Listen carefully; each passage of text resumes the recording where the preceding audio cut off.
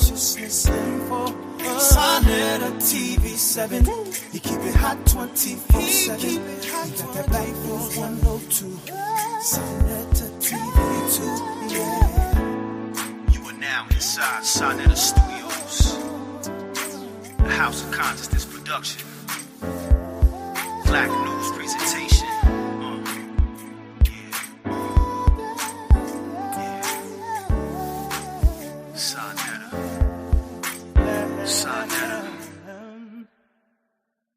Yeah. Peace and black power, everybody. You already know what it is, man. Sisters with attitudes, man. We gonna get it in tonight. Man, I got my brother Roy Bay here to be with me. Cause I ain't gonna have you sisters banging on me tonight, man, over this goddamn Donald Trump. So y'all know what it is, man. I'm waiting on them. You know, we gotta wait for a minute because, you know, the sisters is on the move, picking up their babies from school. That's why we got Jimmy. That's what I'm doing. I'm picking up my daughter. Yeah, I already knew. I see you in the car. And Nepal told me she was picking up her baby. So we're going to get it in, y'all. I just started it. It's waiting on a couple of the sisters coming in, you know. But I'll be home in about 2 minutes. So That's good. That's good. Okay, I have a few things in order, and I will be hitting the link. All right, see, that's the sisters. That's coming from the sisters. They'll be hitting the link. You know how it is. It's like when women get dressed, man. See, we as brothers, we know what we're going to wear. We lay it out. All right? Shout out to community skeptics.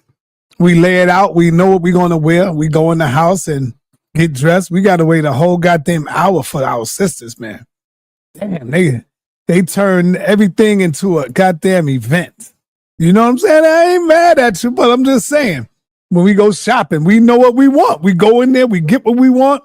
Sisters, man, women, they are different breed, different animal. You know?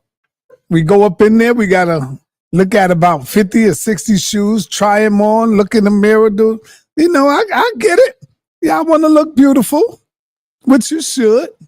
That's why I don't go shopping. I buy stuff online because if I actually go shopping, I'll probably buy way more than that. It like manipulates your brain. Yeah, I would. Oh, okay. Buy the whole thing up. I'd be broke. Yeah. I don't go to Walmart or nothing like that. Right. So this should be a good show tonight for y'all. Now that Donald Trump is trying to stop government assistance, what will the black woman do? Now, I know that there are way more white people, women, sisters, that's on public assistance, but we are only concerned with the black woman today. All right, that's why I said, what will black women do? We are only concerned with y'all, sisters. Check. Hey, hit that like button for your brother. Come on, man. Hit that like button. Next week, this right here was supposed to be tomorrow, but Brother Sanchez moms came in to visit him, and she's in town, so he can't go live. Oh yeah, I see you, Roy Bay. I'm gonna drop the link, Roy Bay, to get you up in here. So yeah, this was supposed to go down tomorrow, but this was supposed to go down tomorrow. But we'll be doing it next week. So this is going to be great. The topic is not just about rap music, all right? Is rap music the cause of violence? Well, it's not going to be all about that. I'm waiting on the other topics to come up in here, and we're going to get it in. We will be getting it in. So make no mistake about it. Sister Bethy, shout out to my sister Bethy in the building. Bethy, you're welcome to hit the panel later on if you would like. You know, when we open up the panel, y'all welcome to hit the panel. All right, Brother Roy Bay, the link is in the chat. The link is in the chat, Brother Roy Bay. All right, we got Sister Empress Sekmet in the building. Oh, man. You know it's going to be fire when Empress Sekmet hit the panel. Already. It's going to be real. It's going to get real, y'all. So all I'm gonna tell you is just strap up, get prepared. Don't get scared. Just be prepared. All right. We ain't starting yet. I'm trying to wait till the other sisters. I got 2 in here so far. And I got my brother Roy Bay, who have just came in.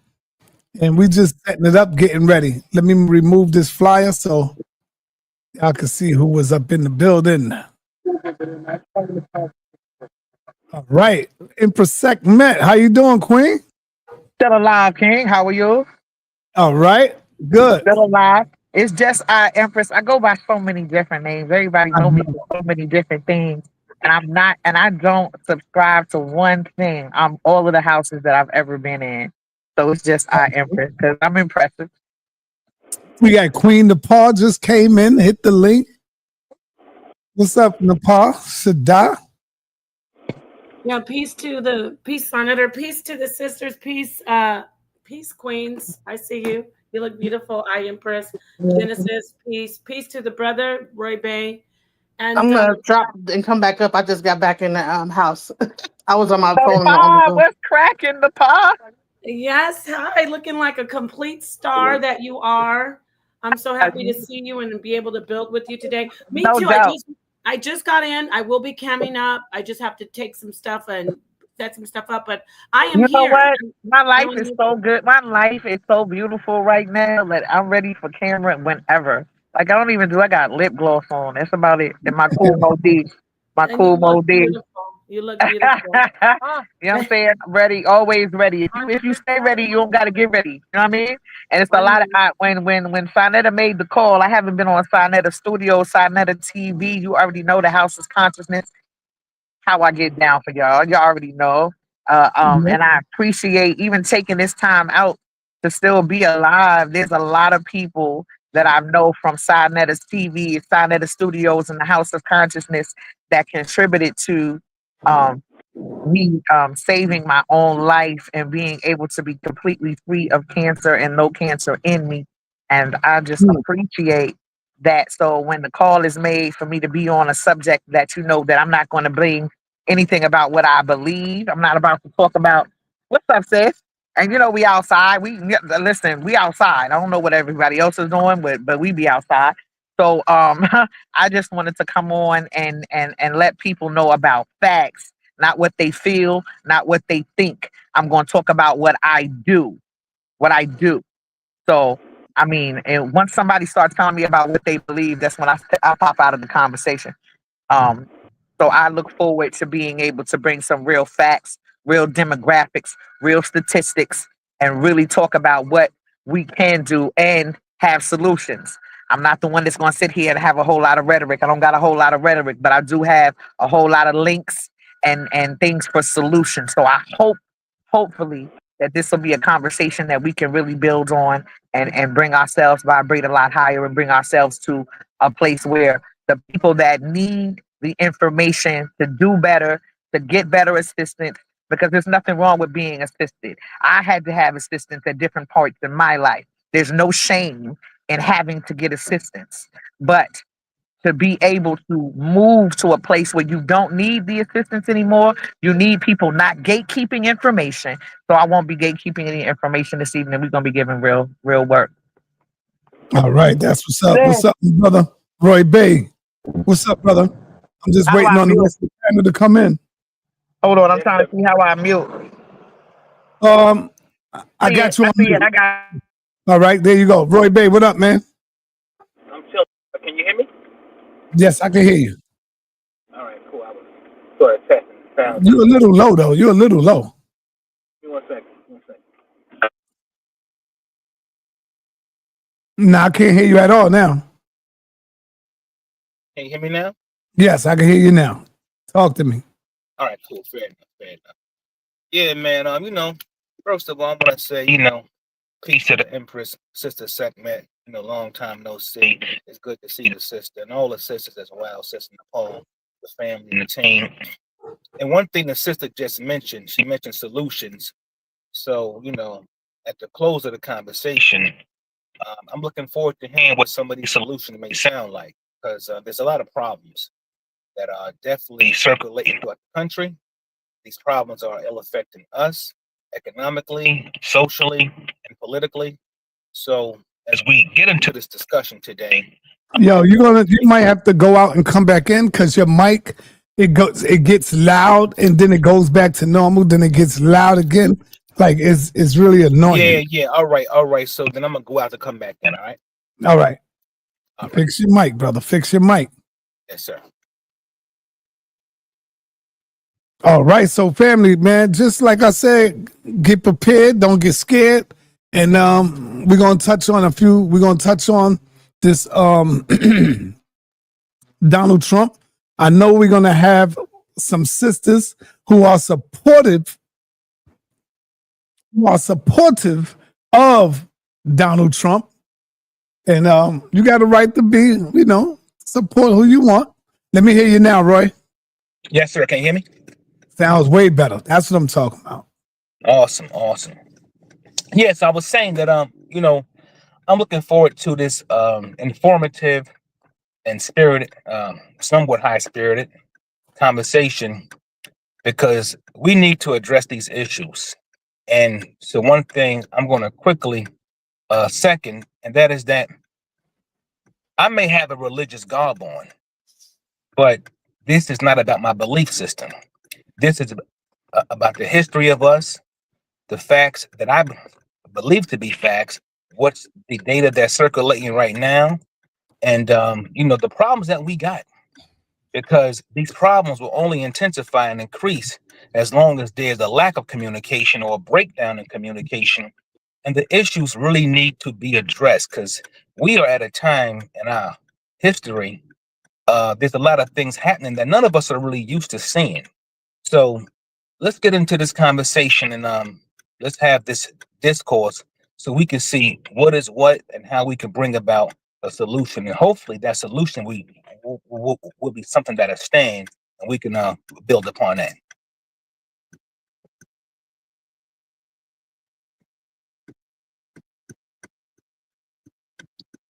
Sa, I don't hear your mic. I am Sekmet out there having a good old time, I see. Yeah, no. She said she got the Kumo D glasses on, so that's what's up. What's up. Yeah. So let's give it a couple more minutes. For the people, we people up and out of poverty now. You know what I'm saying? That's what we doing. Entrepreneurship. We outside, everybody doing their own thing, making their own money. You know what I'm saying? I got coaches out here. Hold on. I got coaches. Yeah, put your beard down. I got coaches out here teaching all girls flag football. You feel me? And that Long Island. I got coaches out here. We got entrepreneurs out here. See what I'm saying? We got people making their own, doing their own, making their own money. You know what I'm saying? And sustaining their own lives. And that's what we're talking about. That's the type of time we're on right now. So pardon me. I didn't know tonight was going to be this kind of night.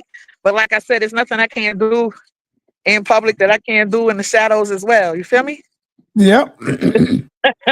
Look, we out here washing cars. We got another Naphtali just into the panel. Queen Naphtali just into the panel. We getting there. I think I got two more to go. Two more sisters to go. Some of them are just getting off work. They running in the house. And we can start the program. We can start the show. We're gonna wait. We're gonna wait for a couple of more minutes. We got Nepal is getting on track, just getting in the house from picking up her baby. Are we live yet? Nepal is getting in the crib. Are we live? Yes, we are live. Oh, what's up? sa.neter TV, House of Consciousness. What's up, family? All How right. y'all doing? Give me a Black Power fist in the chat. Y'all already know what it is. Yeah, we good. We live.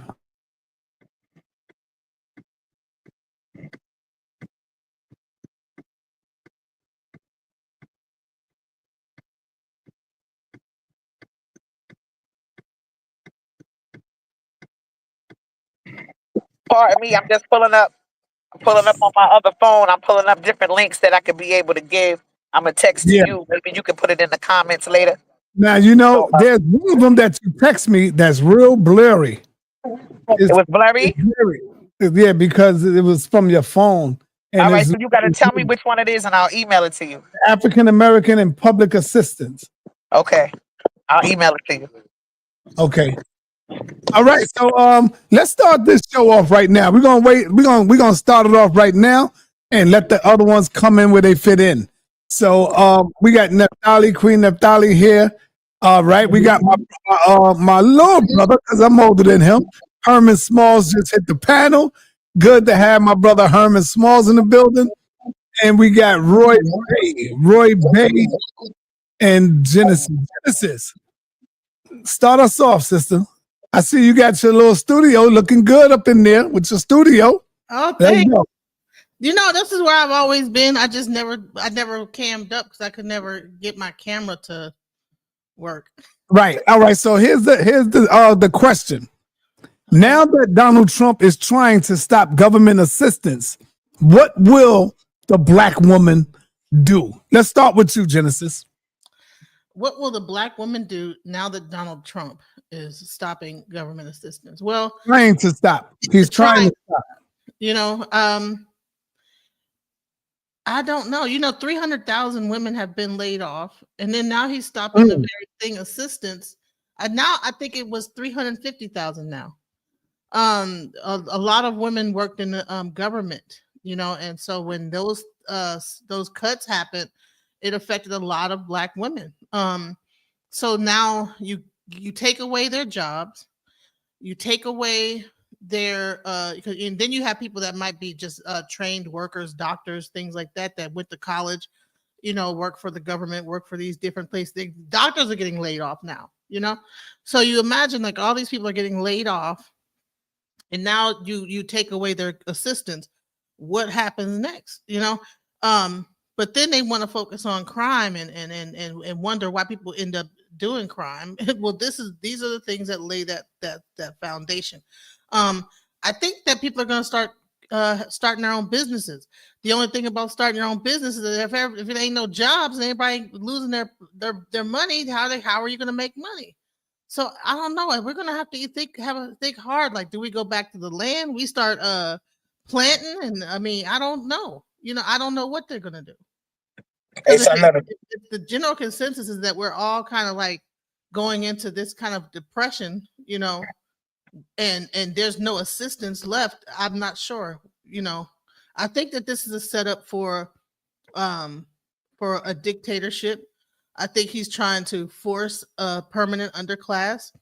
And I think that he is trying to do it underneath the guise of making America great, but he's trying to do an exchange of wealth, because I think for the longest, the black people, we had a lot. We held a good amount of wealth in the community, and so when you remove that wealth and put it in other people's hands, then we become permanent underclass. That's what they're trying to do. They're trying to put us into a permanent underclass, and what happens to that? Slavery. Hey, Sa, can I jump in?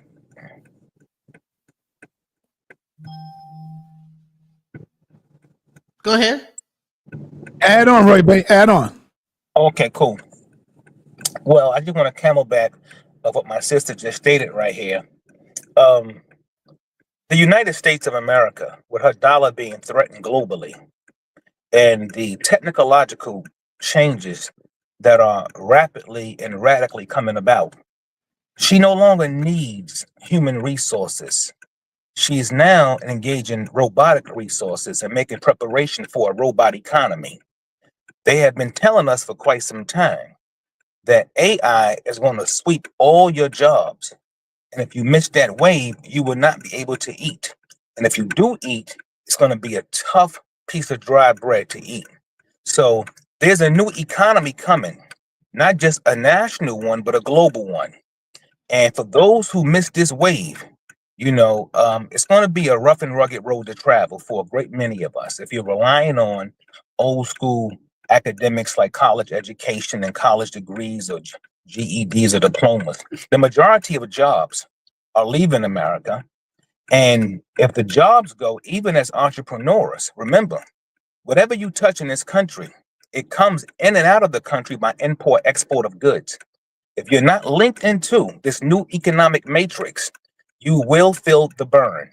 Now, with respect to what we're talking about, the government assistance, and what will the quote unquote black woman do? How is that going to affect her? To me, I see some of that as a backlash because a lot of sisters was voting for Kamala Harris. DEI didn't earn it, as Donald Trump was saying out on the campaign trail. And so whoever opposed him, he in this new agenda by way of his administration that his team calls the Donald J. Trump F around and find out administration.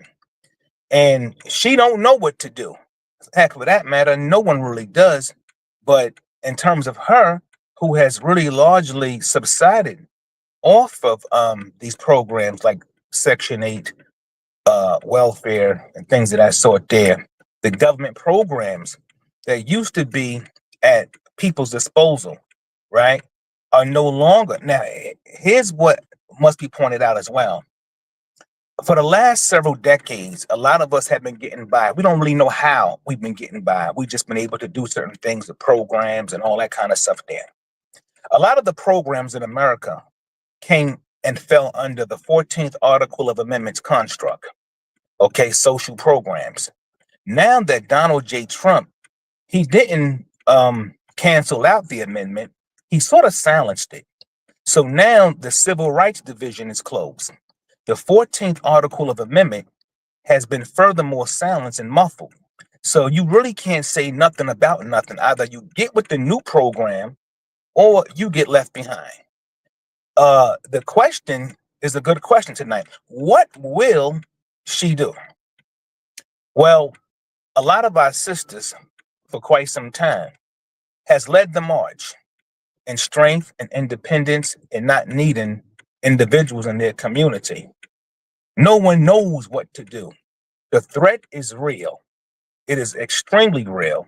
I predict in the next 3 to 5 years, and that's pushing it. That's really pushing it because this thing is moving quick. He's only been in office not even a year yet, probably, maybe 7 or 8 months. And look at what he's done in the last 7 or 8 months. He's got more years to go. I believe he's contemplating or engaging in some type of small, mini-sized war come election time. Because if there's a fight, he doesn't have to leave office. He can remain the president, the incumbent president that he is, and further push his policies. So there's a strong possibility he's going to be reelected again. And I would like to know myself from the sisters who have long subsided on these programs, what is really the plan? Because most brothers have not been able to ascertain Section 8. You get a few guys getting food stamps here and there. Now they're getting this type of stuff. But hold on, Roy Bay. Roy Bay, you can only serve 2 terms, though, right? Oh, no. Technically, yes. However, Franklin Delano Roosevelt. So this is his 2nd term, so I don't think he could get it. Brother, yes, let me tell you something. We are in new worlds now in the United States of America. Mm-hmm. I strongly believe. Okay, Donald Trump has complete control. Doesn't that change if there's a war? Huh? Doesn't that change if we're in war? If we're in war, that president is not. If we're in martial law, then that president stays the president de facto until the end of that. No, war. sister, that's what I just said. No. Listen, so I just said that. So I believe that Trump may engage in a mini-sized war, even with places like Venezuela, which is now on the radar. Okay, if there's any kind of war that he declares, he ain't got to leave office. Franklin Delano Roosevelt got 12 years in office. Okay, he got 12 years in office, and that was due to the politics of the day. After Roosevelt, they switched it to only serving 2 terms. But Donald J. Trump, understand one thing, he has complete control over the United States Supreme Court and the United States Congress. This is his country. He's the king right now. He's dictator. He's under the auspices as a Republican president. But right now, this is, as they said again, the Donald J. Trump F around and find out administration. So the threat is real. The question on the table tonight is, what is the sisters going to do with respect to them being so economically hit? Not just them, but that's the topic tonight. And how does that affect the relationship between sisters and brothers going forward? All right, peace. Well, it's a transfer of wealth that's happening. All right, hold on, Genesis. Hold on, Genesis. I want to go around before I come to you. Let me get the Empress segment, and then I see my brother Herm in the way. Stay away. Let's go, Empress segment. Add on to what you've been hearing. Peace and divine power to everybody under the sound of my voice. I'm so very happy that the brother just said Franklin D. Roosevelt, because when we're talking about welfare, right? We got to talk about where it started, how it originated, how it changed, the things how it affects and who it affects, and what happens if it's not there. That's why I'm here to have that conversation. Now, when we're talking about Franklin D. Roosevelt, you have to also talk about something called the New Deal. Okay, between 1930 and 1940, Franklin D. Roosevelt, he expanded on what government assistance was supposed to look like, and he called it the New Deal. A lot of people don't know about it. It was the New Deal, and it was supposed to be something that's so great and change poverty and affect dependent children and things of that nature. You know, it's all a farce. It's all a farce. It's nothing, first off, ain't nothing good for free. So when you start talking about the president, look, I work in hoods. I'm from a hood. The people, my demographics, the voiceless that I speak for are people that are in impoverished neighborhoods. 3 out of 5 children go to school, go to bed hungry if they're not in school. I come from them type of neighborhoods. Okay, so when we're talking about welfare reform and what are the sisters going to do, what are the families going to do? That's the question. What are the families going to do? Because I know a lot of brothers that got mink furs and BMWs, and the only way they're able to acquire these things is because they baby mamas got Section 8 and they don't buy food. Uh-oh. Uh-oh. Let's just talk about it. If you don't pay rent and you don't buy food, then yeah, it's a whole lot of ways that you can live on the internet and make people that don't have those kind of amenities feel low about themselves. I'm here to bring power, truth back to power. There's a lot of people that's living off the back of black women getting social services, getting TANF, getting SNAP. These are all the new words, right? After the New Deal, when you got TANF, temporary assistance for needy families, things of that nature. SNAP, supplemental nutritional. Okay, if we're talking about those kind of services, Section 8. I know a whole lot of brothers in BMWs and gold chains and rollies and all kinds of amenities, making the world think that they one of them niggas, and they really doing that because they baby moms is on Section 8 and getting food stamps. So if we're talking about what happens to the black woman when government assistance, what happens to the black family? What happens to our black men? What happens to our children? What happens? Okay, and what happens is now we're going to have to go back to what we really know. Okay, we're going to go back to having to live in a way that we're communal, where we're taking care of each other, where we're learning how to police ourselves, where we're learning how to grow our own food and make our own clothes, watch out each other's children, and that nature. We're going to have to go back to basics. And sometimes moving forward, even in my own life, you got to go back to basics to move forward. We're used to losing in the hood, yo. We used to losing. That's nothing new.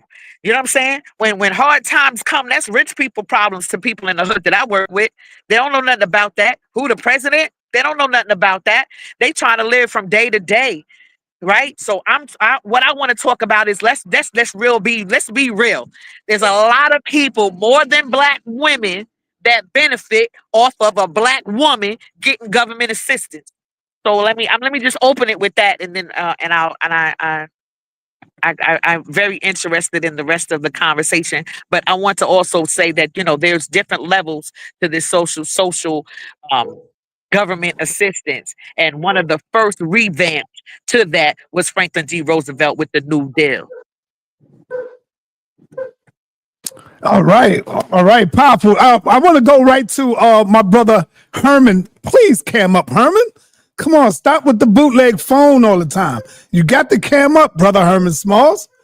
Talk to me. Unmute yourself. Well, since I'm stuck with a bootleg phone at present, I will hold off on camming up just for a moment, but I would like to introduce a thought or two. I'm glad our sister prior to me did mention I had issue with the way it was positioned too. The question, what is the black woman going to do, as if she is some island or she's some isolated factor in this. We've never been isolated to that degree. This system has maybe targeted things a little more heavily towards the black man, the black woman, or the black child, but the collective was always the target, the black family. So even in this instance, I would broaden it and say, what would the black family do? But it's a little disheartening that we have to have a show about how we're going to survive not getting this system's handout or not getting this system's allotment for us, because I don't want to disrespect the people who really put boots on the ground and did the political things to get some of these programs, the Section 8, food stamps of the Great Society. I'm glad our sister gave a little bit of the history from FDR and what was supposedly intended to be achieved by these programs. But then we got to look at what was built. Projects were built that were called projects. What is a project? Those things were designed a certain way to have a psychological impact on the people that were housed there. These places, these projects were placed in areas that had hazardous waste. While now the Bronx has the highest asthma rates in the entire nation. In the nation, right in the Bronx. These projects were built by highways that our people had to breathe in exhaust all day. So it gets deep. So again, what is the black woman, to say with how you titled it, but ultimately it is a family. And we've already we got to go back to the land.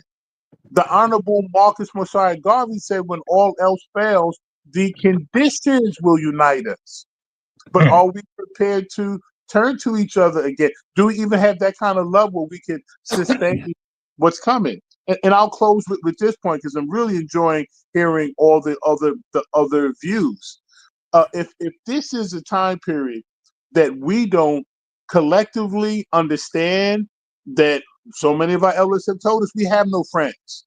It's always been us, with us, getting us through the toughest of times. So the sister mentioned there's possibly 300 to possibly 350,000 jobs that just got snatched away from us. We got to understand what that means. I mean, did Donald Trump do that, Brother Herman? Well, it's being proposed by him. He got his argument. It's being moved on. Is it complete yet? No. But he's been very clear about what he wants to do, who he's in favor of, and who he's pulling the rug up from under. But my last point on that is we don't got to look far to see how, look at our own lives. I know my father had a government job. And now guess what high-tech government job that was? He worked at the post office. We forget postal workers are government workers. So those benefits that was accrued him for having that job, but he was still a Pan-Africanist. He was still able to join movements, but the financial undergirding of my family came from one of those jobs. Look at the brothers that are in corrections. You might not speak highly of what they have to do, locking up brothers and sisters, but that was an abatement of struggle, that we were able to have those doors open. Construction, the city jobs, there were many things that government provided. But again, this system has always been working against us. So if we are basing our sustenance off what this government is giving us, we are behind the eight ball. The last example, remember, blankets in the winter was one of the earliest government programs that they had for the original inhabitants here, which we know are black people. So you know what they put in those blankets. So this government is never going to give anything in a genuine manner to benefit the black woman or the black family. So we need to be on guard. Hey, before you go, Herman, give me some pros about Donald Trump, because a lot of people I spoke to before this discussion took place, a lot of sisters support Donald Trump. They like the move that he's making as far as the immigration process, as far as the ICE is going on. There's a lot of them sisters out there that support Trump right now to this day, and we're going to hear some of that later on in the show. So do you have any pros for Donald Trump and what he's doing? Well, if I was to give credit to the Trump administration, and I think this is probably one of the few bright stars I can see in it, I give Robert F. Kennedy Jr. his props in what he's done under his agency. I mean, they're really rolling back stuff. They are finally barring certain ingredients that's already barred in 60 other countries. The United States is finally getting on board under RFK Jr. And he's exposing the vaccine, the big pharma. His appointment is about the shining star. I ain't got no long list. Now, one thing, if anything, Trump is he's standing on white supremacy. He's holding his people down. But as far as we are concerned, we better realize what time we is. So if there's a caveat or a plus I can give his administration, that would be the only one I can offer at this time. Okay, thank you, brother. Hey, Genesis, I need you to cam up, sis. Come on now. You got to keep them cameras on. Come on, Genesis. I would deter anybody. If we learn from our Native American brothers, I would deter anybody from taking blankets from the government. We already know what they got in them. All right. Nepal, you there? I know you want to add something in there. Let's go. Talk to us. I'm just listening and loving what I hear so far from the ladies and the gentlemen, especially Sister Sekmet. I love how she's actually bringing the conversation into a balance of everyone, not just a focus of the woman, who we know historically that the woman has been targeted for, lured in, so to speak, given that option to get assistance easier than her, than her male, the man. But I like how the question was posed by Empress, how she said, what's the family going to do? So yeah, I'm just echoing what I hear so far. Maybe I'll add this on to the build. We do have an issue with these programs have been detrimental. So they give you a little, and then you're locked in. And again, see, I think of what you said too, Empress, how you said we had to break out of, not just you, I think also Brother Bay. So we want to focus on how these programs have not. I feel like there's a resentment that men have. I know people want to have that male versus female conversation. I think men have had a resentment toward Black women somehow. Like, you can get this assistance, it's harder for us. But as a whole, those assistant programs haven't really been beneficial of helping women break out, except for them getting the government jobs. And now they're taking the government jobs away. So, I mean, I think I'm just really echoing at this point. So yeah, that's my little 2 cents. I just think it's a great conversation. We need to look at the full family, and we have to make sure that we know that though it's a good thing in a sense, you know what I'm saying? Like, if they get taken away, they get taken away, and then we have to build ourselves up. So that's it. Right. I just want to quickly interject and talk with Sister Naphtali really quick, 2 minutes. What I'm saying is this: also, the using of government assistance has been systematically used to break up families. They lift our women up so they can now put our men down. Right? Yeah. So they systematically try to make our men feel like lesser, and they'll hire our Black women, pay them more than a Black man. They do these kind of wicked actions to break up the the Black family. I'm not saying it's going to be a good thing overall, but I also saying now it's people that are going to have to work together. There's going to be families that's going to have to work together. There's going to be a lot of the animosity that was put into Black women's minds. This feminism of thinking like a man and I'm independent while I'm getting my government check. I don't need a man. Maybe this is the type of action that's going to get people, with Black women and Black men back to respecting the. Dang. Hey, sa.neter. Yeah, hold on. She's gonna come right back in for a minute. Okay. Let me see. She's going out. Gonna come right back in. Yeah, probably got kicked off. All right, there she go right there. So I just want to quickly just say, maybe, we're looking at this as a negative point, and I want to see the positivity out of everything I do now. So I'm saying maybe this might be something that pushes us forward, moving us forward into having to regain the love and respect and the time deserved to the Black family. And what's wrong with growing our own food? What's wrong with getting back to the land? What's wrong with learning how to cultivate our own things and learning how to not be on anybody's titty but our own? Right. I agree.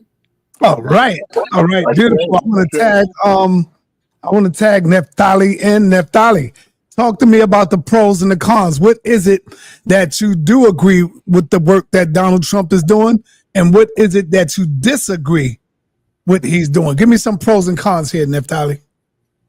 Well, I want to say a shalom and most high bless to everybody out there, to you, sa.neter, to you, Napa, and all of you out here on the panel and everybody in the chat. Thanks for inviting me on.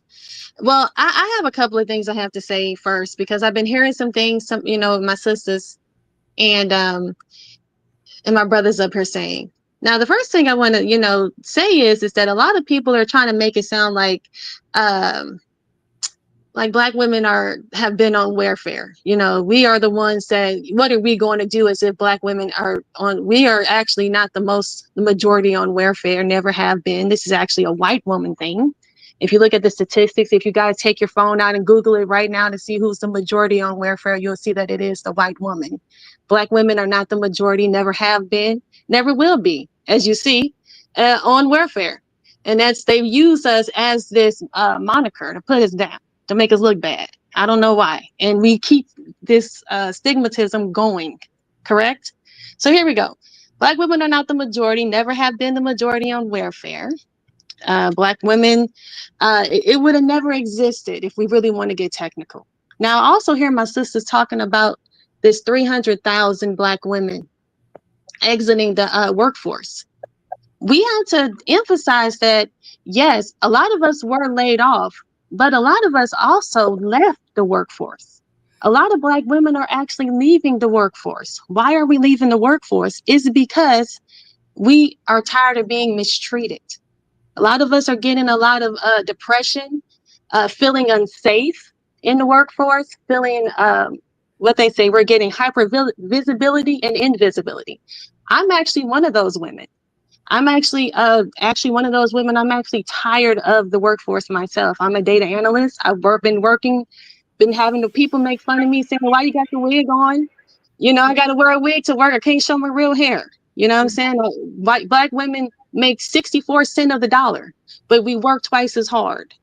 So everybody always makes it like we're the ones that are getting all this welfare when we're actually the ones that are actually working the most, to the point where it's affecting the economy. They're saying that they need us to come back. Yeah, we got laid off, but a lot of these jobs as being teachers, we're the ones that are the teachers. We are the ones that they're saying that we are, let me look here. The Department of Health, we're the nurses, we're the teachers. We're the ones that are doing the least desirable jobs, and we're also the ones that are getting paid least. So they need us to come back because we are a good return. You can get a person to come in who is very educated, works very hard, but guess what? She gets paid less than the white man. She does the work of two people, but get paid half. The most paid is the white man and the Asian woman. Many people don't know that. So we have to think about it like that. We have to look at it. Now, like I said, the economy is suffering actually due to the fact that the Black woman employment, because we are no longer working. We're starting our own entrepreneurial jobs. I heard my sister up here talking about they're doing flag football, entrepreneurship, all that stuff. That's what we're doing. We're focusing on that. We're focusing on supporting the family. But no, we have never been on welfare like that. There have some are Black women on welfare, yes. About 20% of Black women, Black people make up the 100%. Who's on there the most? There is the Native Americans, but nobody mentions Native Americans. They're actually exempt from the bill. No, they're not even being targeted. Now, people are going to say, Nobody mentioned the Jews either, one of the highest demographics. exactly. Nobody mentions the Jews. Nobody mentions the Native Americans. But everybody, when you hear the word welfare, they always go Black woman. No. Black women do not get welfare. They do not approve us. They will deny you so fast and tell you to go find something to do. And where do Black women work? You work, if you even work at McDonald's, if you make $5 an hour, you make anything, they're not going to give you no money. They're not going to give you anything. So I'm trying to figure out, why do people keep saying what are Black women going to do? They never was on it in the first place. When were you on it? And if you have the statistic, if you have the data, please share it. Because Black women were never on it. They were with their husbands. They had all these children working hard. Their husbands were working hard. We had the families. I'm trying to figure out when was this separation? When was this great divide? Because we all need to stop pushing this narrative, because it's not true. There was a time period where people got on crack and heroin, and the Black families did kind of break up. But where did all these women start getting on Section 8? When did this great divide happen in the Black family? I really am interested, because I grew up with a father. You know, I know a lot of people didn't grow up, but you know, they want to make it seem like the Black man wasn't in the household, but he was. My cousin had her daddy. My other cousin had her daddy. I know a lot of people. My son, my father just was talking to. I said my father. My husband was just talking to his son about his friends, and they got their fathers. He said all his friends got their dads. So where it says, we all need to stop pushing this narrative. We all need to stop saying this stuff, because it's not true. We are not. No, don't cut me off, sa.neter, because you haven't cut anybody else off. You don't like what I'm saying. You don't like it. And that's why this is still being promoted, because you guys want this to be true. If you feel as though that I'm wrong, please, somebody come up here and debate me on it right now. Provide the data to support this father not being in the household narrative. I want to know now. Because I know the Black man, they was working countless hours. Being, like I said, Black women were working, making only 64 cents of the dollar, making underpaid but overworked. I got you. So where is this Section 8? Where is this Section 8 at? Well, I would say this, is that if you have... Hey, hold on, Genesis. I want to get to Sister Wize, because she ain't gonna be here long. She got something else to attend to. Sister Wize, can you come up, please?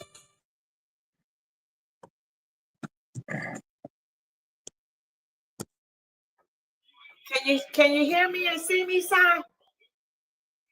We can hear you and see you. Yes, we hear you and we see you, but you're low. Your audio is low, sister. I know the tech is trying to fix everything.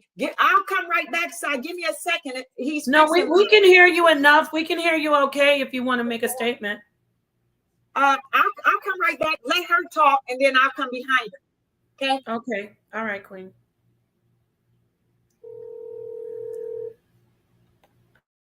You're muted, sa.neter.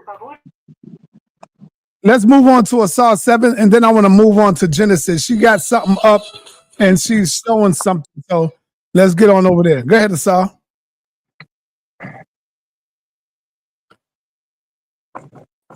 Asst. My bad, I had to. Seven, can you hear me? Yes. Can you hear me now? Let's go. Yeah, peace to you, brothers, sa.neter, and peace to you, Queen the Pod, all the brothers and sisters on the panel and in the chat. another amazing topic again from the HOK. And I'm going to be pretty much an echo chamber to all of these great opinions that were put up here, the intelligent minds that were up here. But I'm going to add some little more context with Donald Trump and what we're in store for. Because when we talk about the Black women in the United States of America right now, she's the most educated. So by her being the most educated, as Sister Naphtali said, she isn't the most. She isn't the person that's mostly on welfare or getting assistance by the government. But this is a narrative that's been painted by the media, right? Even though liberals will tell you every day, all day, that the Black woman is the most educated person in the United States of America, because that helps Black women stay with Democrats. But let's talk about Donald Trump and his agenda for you, Black people. He has an agenda for you. This agenda was talked about before he was elected. I echoed the warnings before his election. I reiterated these warnings after his election on this platform, as a matter of fact. And I want to speak to all the Black people who voted for this man. I'm looking at you. All the Black people who debated on this panel and others that he was the better choice for us. Where are you now when he is occupying black cities with military occupation? When he is defaming the impact and the importance of slavery in this country? When he is defaming your intelligence and work ethic with what he calls in DEI? When the brother Bay spoke about the automation that's coming faster than people think of AI and the workforce that's going on in America. Because if you work at a fast food restaurant, you won't have a job anymore.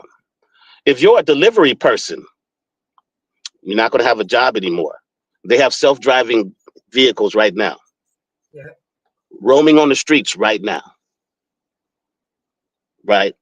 So, and that's just other jobs that I failed to mention. If you really want to get ahead of this, start looking into running and monitoring AI manufactured jobs. That's what's going to happen. The monitors are the people who are going to be working, they're going to be monitoring these like AIs. And everybody else is going to be assed out. Donald Trump has a vendetta of autocracy, of being a dictator in this country. And as the brother said, and I said this before, he owns the Supreme Court. He owns Congress. Congress yielded their power. A lot of people don't know this. The Republican Congress earlier this year yielded their power to check the president. The Supreme Court has not only went in his favor, but also allowed him to break the law and go against their rulings, because he is pushing more and more for a kingship. Now, what could check him is if Democrats could get into the Congress and get control of the Congress. But he's got a fix already for those elections in 2026. He's already want to write an executive order to do away with mail-in voting ballots. He's already talked about that already. He's going to do it. Next thing he's going to do is he's going to go after those machines. And he's going to manipulate a way to, even if he loses, he wins. So we as Black people, we have to understand where we are right now. And we need to gather each other, because I think these Black women who are on assistance, they're going to have to look towards their man more. They're going to have to look towards working and pulling themselves up instead of that assistance. I think it's a positive thing, because that assistance did aid in the division of the families in this country. My sister Naphtali may have not seen it, but I've witnessed it There are statistics that support it from the 60s and 70s. Did you know 78% of Black people were married in the 60s? We know that is not that percentage today. Right. We know that for a fact. So we know there was an active change to destroy our countries in this, destroy our families in this country, unlike any other race of people or culture of people in this country. They didn't attack Asian families. They didn't attack Hispanic families. They solely went after Black families, right? And we don't understand that we've been in this country struggling to catch up since we've been here. 200 years of chattel slavery, 5 years of Reconstruction, All right, I'm more sorry. years of Jim Crow. And I'll land my plane there, brother. Yeah, we I got can to go on and on. Can I say something to the brother, because he said something to me, and I'm not going to be long-winded and drawn out. I just want to say this really quick. It's that now my opinion on Donald Trump is I never voted for him. However, I do agree with some of his policies. Nobody's going to agree with 100% with anybody, right? Yeah, what are those policies you agree with though? Now, those are policies is the fact that he's keeping men out of women's bathrooms. Okay.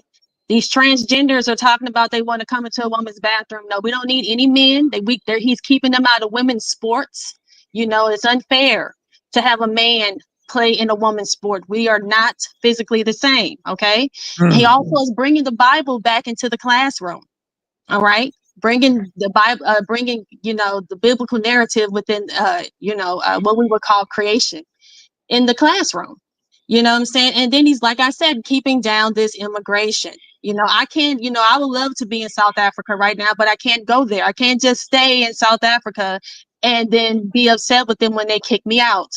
People have laws and we have to abide by those laws. Now, the thing is, what the brother had talked about when it comes to the marriage rate, no, that's just all people. That's all people. Historically, these people don't believe in the Bible. Marriage comes from the Bible. So if you don't believe in the Bible, then you're not going to believe in marriage, period. That's number one. That's the main thing that we all need to be focused on, is not Donald Trump, because Donald Trump is actually trying to bring that. If you believe in the Bible, then you're going to believe in getting married. Okay. That's one of the laws that the Most High required, was us to get married. So my brother needs to understand that Donald Trump is actually somebody that actually is going, we need to stop with the fear mongering. I feel like he's, promoting a lot of the fear mongering, because what we need to focus on, like I said, Donald Trump is actually helping with that. Now, of course, do I agree with everything? This Kamala person, she wasn't even a Black woman, number one. And number two, she specifically said that she wasn't even going to help Black people. So I think that's something that we also need to make sure that we stand on. Can I give a 30-second response, sa.neter? Just 30 seconds. No, we're not going back and forth, family. Okay. We got too many people here to go. I want to bring in Empress Sekmet. Sister Wize. She's back. Sister Wize, what you want to say, sis? I just want to jump in, and I think I'm going to sort of hit it from a spiritual perspective. This is just what I see. I see that in our community, we're very materialistic. We have gender wars, and there's a lot of division going on. From what I see, a lot of division in our community. And like I haven't read my Bible in a while, but I want to try to use the story where Pharaoh had to be used to sort of make things turn a certain way. The Most High used Pharaoh to do certain things to, get whatever needed to happen. And it's as though to me that if Trump is trying to do things such as take the Social Security, bothering the food stamps, and I do know not a nice amount of Black Americans do have children and need the food stamps, because if I'm not mistaken, 70% of the homes are pretty much without a father, in it. So we do need the help. Some of us, I'm okay, I'm older now, but I have nieces that's 35, 40, and they have children and they need the help. So what I'm saying, this is my perspective, that with Trump targeting the things that people that's not rich, because SSI, the food stamps and the different Medicaid, that's for people that's, I mean, it's for everybody, but people that's not well-to-do, they need those benefits, right? And I think with him shifting and bothering things that we need in our community is going to cause us to do what we should have done a long time ago, to unite more and start depending on each other in terms of the village concept. When we don't have the government to sort of lean on, we'll lean on, I think I heard somebody say, I'm not actually saying a husband, just a husband, but we will lean on each other, the village more. So even though I'm not down with Trump at all, I would say that maybe the Most High could be sort of using his tactics to help us to detach from the government and from all the things that, you know, keep us separated. Because if we have the government supplying us with a lot of what we need, we won't, like somebody said, depend on husband, depend on the village, we'll stay separated. So I think spiritually, it could work out for our good to see that this country is really not in our corner. So that was just my take. All right, thank you. All right, Misunderstood, you are up next. Talk to us, Misunderstood, about the pros and the cons. I know you don't agree with everything Donald Trump got going on, but I know you do agree with some of the stuff he got going on. Am I right in saying that? I can't hear you. Unmute yourself. Can you hear me now? Sorry. I got you. You're correct. I don't agree with, I won't agree with any president 100%. I take the good and I work with the bad. One of the strongest things, though, I have to say, so when we're talking about food stamps, making a requirement for adults over a certain age to work for their food stamps is not a bad thing, because we know that people sell their food stamps to take advantage of food stamps. And so you have able-bodied individuals that, depending on the government and not working because they're getting this handout. And I just don't feel that a system that has once oppressed you is going to be the system that saves you. So to amend the food stamp, to amend that is not a bad thing. Now, I know that there's people that need it, so I'm not speaking about that. The immigration, we know that immigration is a problem. And what I find interesting is that they love to say that Donald Trump, they like to put his face in front of the deportation. But if you Google the president that has done the most of deportations, that would be President Obama. And there wasn't any outrage for that. There is a problem. And if you go on TikTok now, you will see that there's migrant TikTokers that's bragging about that's what they call themselves. I didn't make it up. That's bragging about the benefits that they get in the United States. And Americans are stupid. You just had 2 deported not too long ago because they're following ICE around, taking pictures, mocking Americans. So it is a problem. I'm glad that he's tightening up the borders, because you can't have open borders. So if you're asking me about those things, not only that, but men should not participate in women's sports. That should be a no-brainer. I don't want to see men in women's bathrooms, because you know what? They like to preach this agenda, but there have been problems with men pretending to be a part of a certain community, and the girls were molested. They were assaulted. So you can't deny that. Planet Fitness got sued for that. So some of those things that Donald Trump is talking about, as far as like the common sense thing, the bringing the Bible back in the church, I don't really get into that too much. But some of these things that we're talking about, I do believe that we need to focus on this country. We can't go to their countries and be taken care of. And as a matter of fact, if we go to their countries, we're not treated fairly in other countries. Okay? So some of those things I'm all for. Yeah, I agree. All right, Saka, go. I wanted to show something really quick. I can't hear you. Did you say go ahead? Yeah, I want to go to Genesis. You want to show something real quick? I added it up there. Is this what you're showing? Yeah. First thing I wanted to show is that more than 51% of Black households with children, are led by what they call breadwinner mothers. Many are the sole source of income in their homes. These women are pushed out of the workforce. When these women are pushed out the workforce, entire families lose their economic foothold, threatening housing stability, customer spending, and educational outfront comes for their children. This is not an isolated setbacks. These are systematic losses. Now, let's go into who lost their jobs over the past like 6 months. Okay, Black women have experienced significant job loss. Okay, and they said it was over 300,000 women that lost their job because a lot of women worked for the U.S. government. So when you have 300,000 people working in these government roles, the Department of Education, Health and Human Services, Housing and Urban Development, they state that targeting these things under this it directly contributed to Black women being forced out of stable federal positions which that provide the economic security and offered pay equity. Now, here's the thing. Now you have these people that are disproportionately have lost their jobs. Yeah. How do you then say, Yeah. okay, if you want to get a job now, you go back into the workforce somewhere else? Because I mean, most people I'm imagining have worked for these agencies for years, like Health and Human Services, 20 years, right? So now you take their job away, and now where are they going to work at? Who's going to hire them? What company that these are isolated type of jobs, like they have it's a specific skill set. If you work in this, you have now developed a kind of pigeonholed yourself into a specific type of a job, because these are government level jobs. So now these are the ones that are going to end up needing SNAP in the future.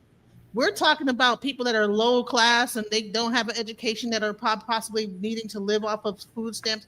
But what about the educated people that are going to be when their unemployment runs out, or their whatever? If they most of these people, I'm sure they took the Doge gave them a buyout. When that buyout runs out, I mean, you could try to start a business, but if like the economy is kind of going down and everything's kind of being in this upheaval, who is going to who's going to support these businesses, and where are you going to get your customers from? You're going to have to create a whole different type of business. And then a lot of like the goods that people create when they create these businesses come from China overseas. You create tariffs to make it difficult to wholesale or create any kind of like an e-commerce business or anything like that. You kind of cut people off from being able to even say I want to make some candles, I want to mass produce. Most of that production gets done overseas in places like China for pennies on the dollar. They import those goods and sell those things, drop shipping or whatever. Now there's tariffs on those things. So it's almost like they take away the jobs, they take away the help, they take away the ability to be an entrepreneur and do stuff. I mean, then what?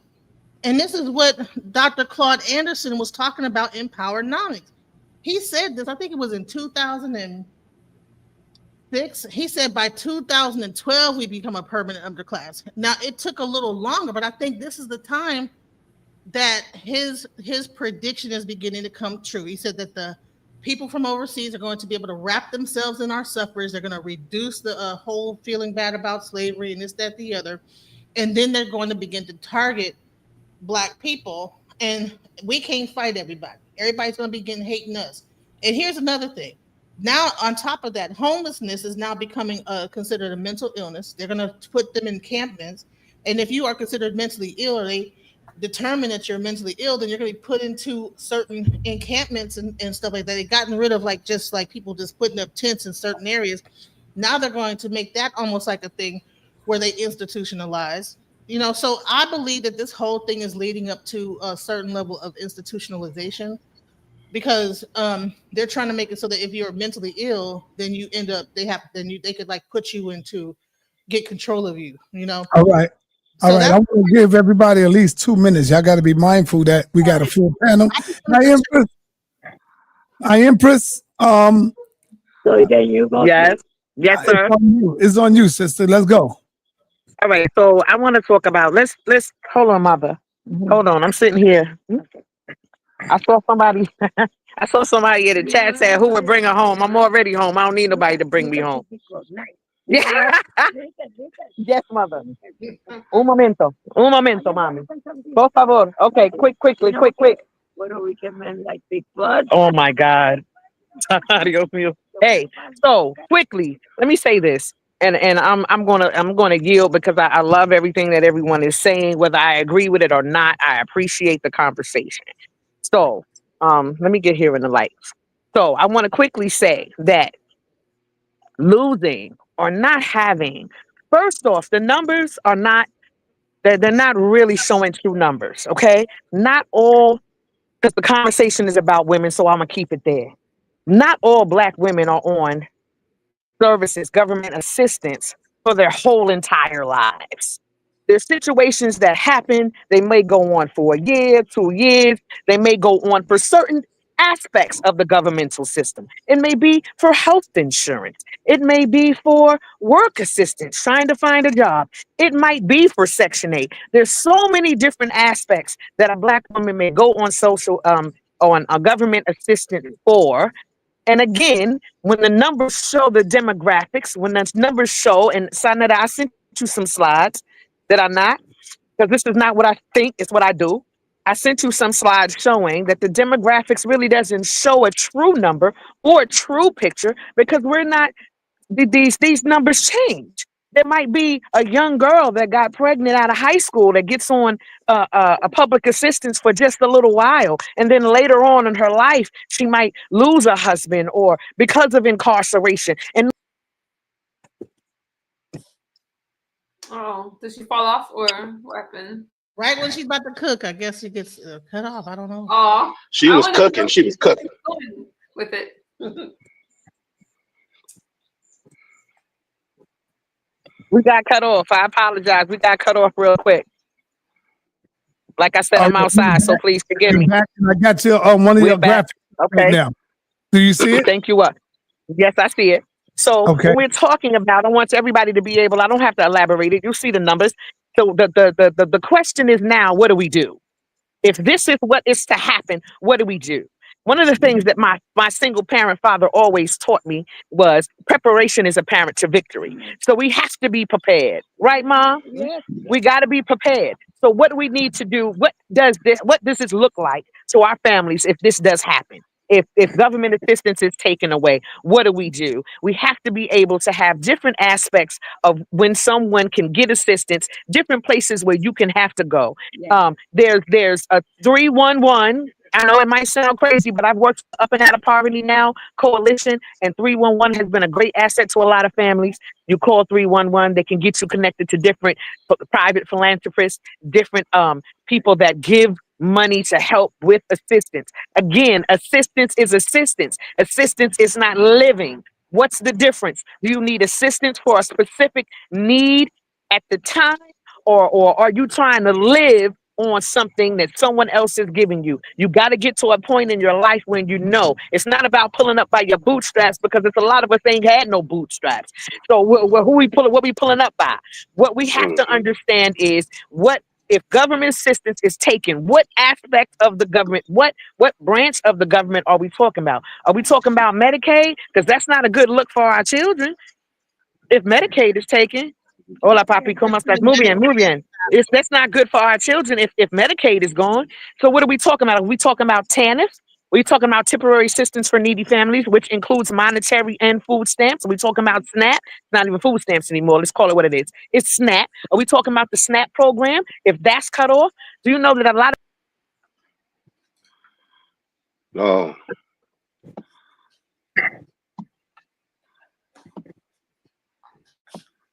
Okay. Where's she at? She left again? So sorry. Yeah, no, here I am. I want to quickly end with this. We're talking about a government assistance that comes September 2025. The only food that you can get with your SNAP card is GMO. Okay, it's going to be genetically modified food. The only place where you can go, where we passed the law in Atlanta, the Georgia Citizens Coalition on Hunger, where you can get a voucher to get fresh fruits and vegetables from farmers markets with your WIC. Okay, just reach out, find your tribe, find the people that's really trying to elevate you in your life and not just keep you in one situation. The resilience of Black people is amazing. There's no situation that we cannot defeat. I'm going to yield the floor and say now, what we're going to do about it is solution based. Let's start just getting connected with people that grow their own foods, getting connected with black farmers, getting connected with people that make their own clothes. Do you know how creative sisters are? Sisters don't need the government need us. And with that, I pass the mic to you, Brother Roy Bay. Let's go, Yes, brother. sir. Yes, sir. Thank you. Thank you. Now listen, if Kamala Harris had won the election, this type of conversation would not even be being had right now. Clear as day. I voted for the white boy. I voted for this white boy because I knew he was going to turn up the pressure on so-called Black America. And that's exactly what he's doing. I voted for this white boy because I knew as long as the government was giving out programs and assistance of all types, we ain't never going to be a united people. And so now he is doing what the devil is made to do. Put pressure on your behind. So here we go. We are currently in the fourth coming of the United States of America. Okay? The first coming was the American Revolution. The second was the Civil War. Out of that war came the third coming with the Reconstruction Amendments. And now we are in the fourth coming with all those programs being done away with, and a whole new day is coming to the States, which our people are not used to. We've gotten complacent in this society. And as a result, we have turned on each other. So now it was Franklin Delano Roosevelt's reorganization of the United States, classified as the New Deal, mentioned earlier. When the Civil War ended, 1865, 100%, mind you, 1869 brought in the 15th Article of Amendment, which gave so-called black folk the right to vote. From 1869 up until 1933, black folk, so-called black folk in America, was all registered Republicans under Abraham Lincoln, who led the Civil War as the great emancipator. Roosevelt said he figured out a way to make all the so-called black folk Democrats, and they will be Democrats forever. That's when the social programs kicked in under the 14th Amendment. And from that time to that, you have seen what on a surface looked like some type of progress. But when you look back in hindsight with the eye of understanding politics, you will see the spiraling out of control of the so-called black community. Now, I heard Sister Sekmet say earlier that a lot of these brothers, okay, they was driving cars and wearing mink coats. I'm gonna tell you something else. A whole lot of sisters is wearing mink coats and driving cars too, because them brothers was right there taking care of them while they was getting Section 8. Make no mistake about this. I was taking a couple of notes while the sisters were speaking. So I forget the sister's name. She mentioned about the transgender thing in the bathroom. Let me say to the black women, a lot of y'all chose the LGBTQ community up until it didn't benefit you no more when it came to sports and this bathroom thing. That's correct. When it came to them going to the same bathroom with you guys and whatnot, you chose them, okay? And you chose them over the heterosexual brothers by calling us gay all day. Meanwhile, you was befriending the LGBT community. Then there was another person that mentioned something. What's that says? Sanctioned black women. Well, look, the welfare part with regard to sisters started with Ronald Reagan. 1989, when Reagan was governor, or better yet, 1988 could have been, when he was governor, he was running for presidential office. And there was a sister who was committing welfare scams. And Reagan used her. She was busted. So Reagan used her in his campaign, and he classified her as a welfare queen. So it was under his being governor, running for office, that this whole sister and welfare thing became largely connected. And it's been ongoing ever since. We parrot a lot of what corporate media says. So now we're exchanging our own ideas now with social media, which is very good, by the way. But at the same time, we've been under occupation. There was never a time when our community was not under occupation. Slavery, after slavery, up into current. So the fact that there's a lot of things with Donald Trump in these inner cities of America, Trump been saying for years, he's going into Chicago. He's going into DC. He said that in 2016. This is nothing new. This is nothing new under the radar. He'd been saying he was going to do this. They had a sit down with Minister Farrakhan some years ago. Minister Farrakhan said, yeah, he probably saying that he's going to send the troops into Chicago because I'm here. See? So, I love what's going on. I do not regret for a second voting for this white boy. He is doing everything I want him to do. And I find it ironic now that a lot of our women, okay, are on YouTube talking about, well, sisters, despite our, beef with black men, we may have to unify with them now. You see, when the government gives you a benefit and you take that benefit and you turn on your people in your community, as Sister Nepal said, there's some resentment here. Yes, there's a lot of resentment, and we don't want to make no bones about it. Now, a lot of brothers are also saying we ain't taking them back because we was in a family for many years anyway, even though 80% of us are still married to them. But the new wave generation is saying we don't want to come back to them. Let them go do what they do. We do what we do. This is the trouble that has came out of all of this. I don't need you. The government is flipping. First of all, hold on. When Donald Trump, let me just point out before I forget how he gained control over the Supreme Court. Very important to know. They ended Roe versus Wade a few years ago. That was in 1973 when it started. Okay, now watch this. Everyone thinks Donald Trump, he ended Roe versus Wade. I got news for the females. It wasn't Donald Trump that ended Roe versus Wade. It was white women who were Catholic who ended Roe versus Wade. A white woman, she said she's no longer going to approach the issue of abortion in America by way of her religious beliefs. She took her beliefs off the table. She said, what we need is someone at the top who can sign off on things. Donald Trump was just coming into office. The white woman went to Trump. Trump didn't know nothing about this stuff. He wasn't that smart back in the days in his first term. He's learned a lot now, but the white woman went to Trump and asked if she could bring in a friend of hers and have that friend put into the Supreme Court. The first friend was a white man. Then they brought in another white man. And before he left, they brought in the white woman, which gave him the upper hand inside the United States Supreme Court. Then she told him, we need you to issue the cancellation of Roe versus Wade. When he was out of office, they had made it happen that way. So Trump wasn't the guy. He signed off on papers, but it was white women who were Catholic. And if you go back, since this whole thing started in 1973, you're going to find that it was always the Catholics who was anti-abortion, who was against the females, going out doing these things. So they were the ones who were behind this stuff.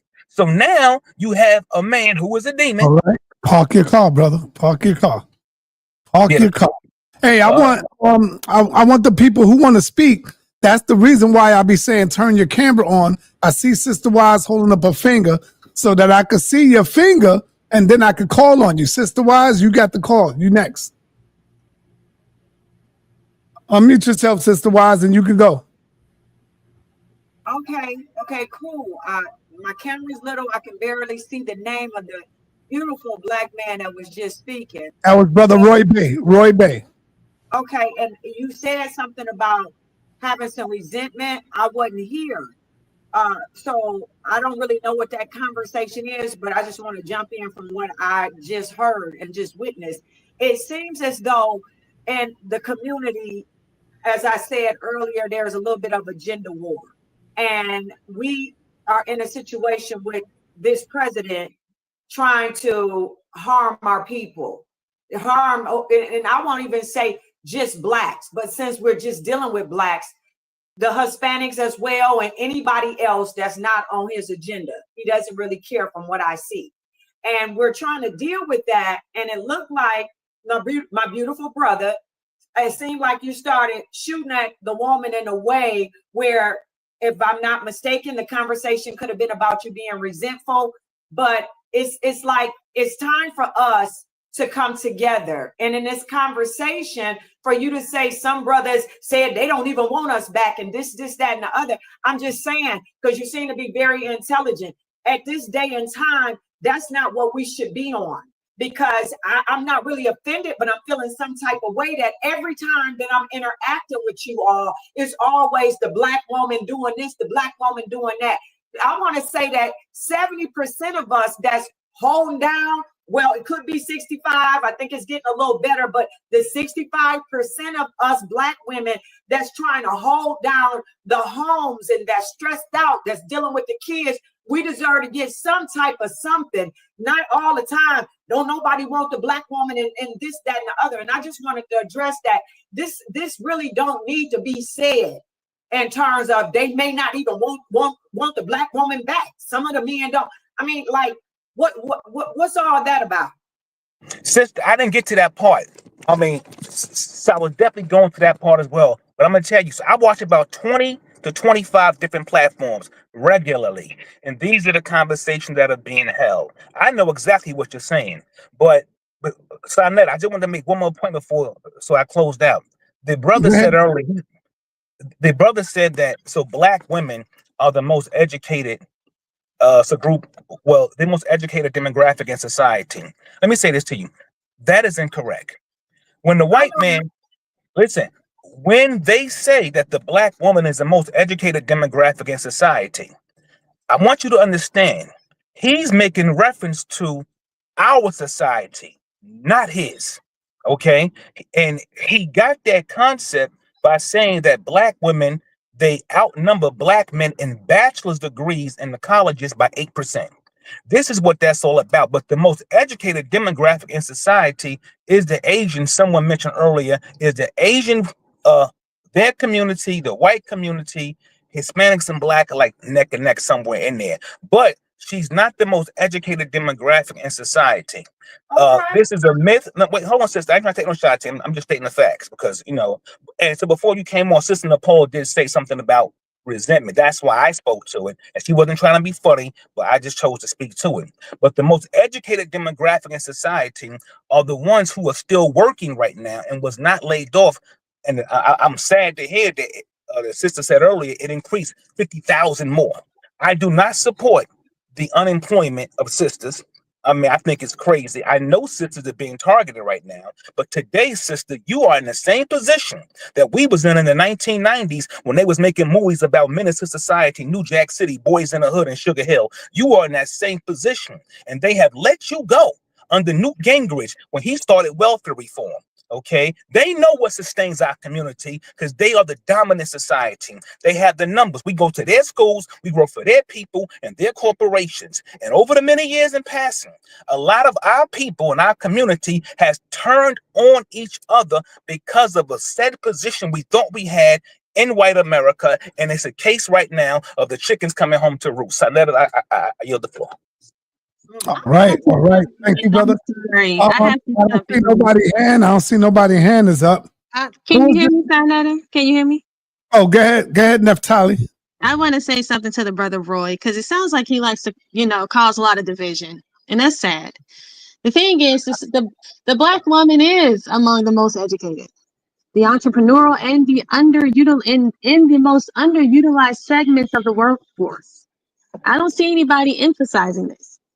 You know what I'm saying? And the thing is, I saw my sister had posted that we had lost 300,000 jobs. But the thing is they want to make us look the worst. We actually left. It was 500,000 jobs.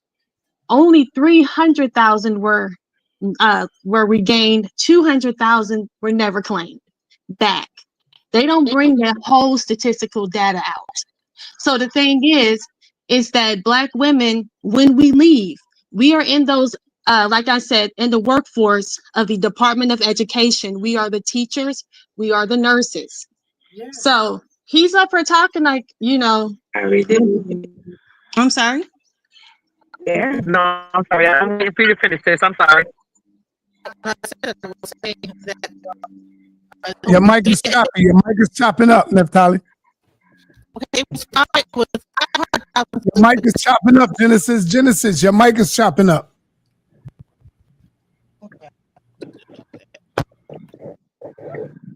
All right, say something now, Genesis. Say something, Genesis. All right, can you hear me now?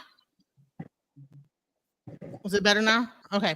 So when I say, it was 500,000 since COVID, right? And then 300,000 people went back to the workforce and they worked for those government jobs. Since then, 300,000 people have been laid off, according to the statistics.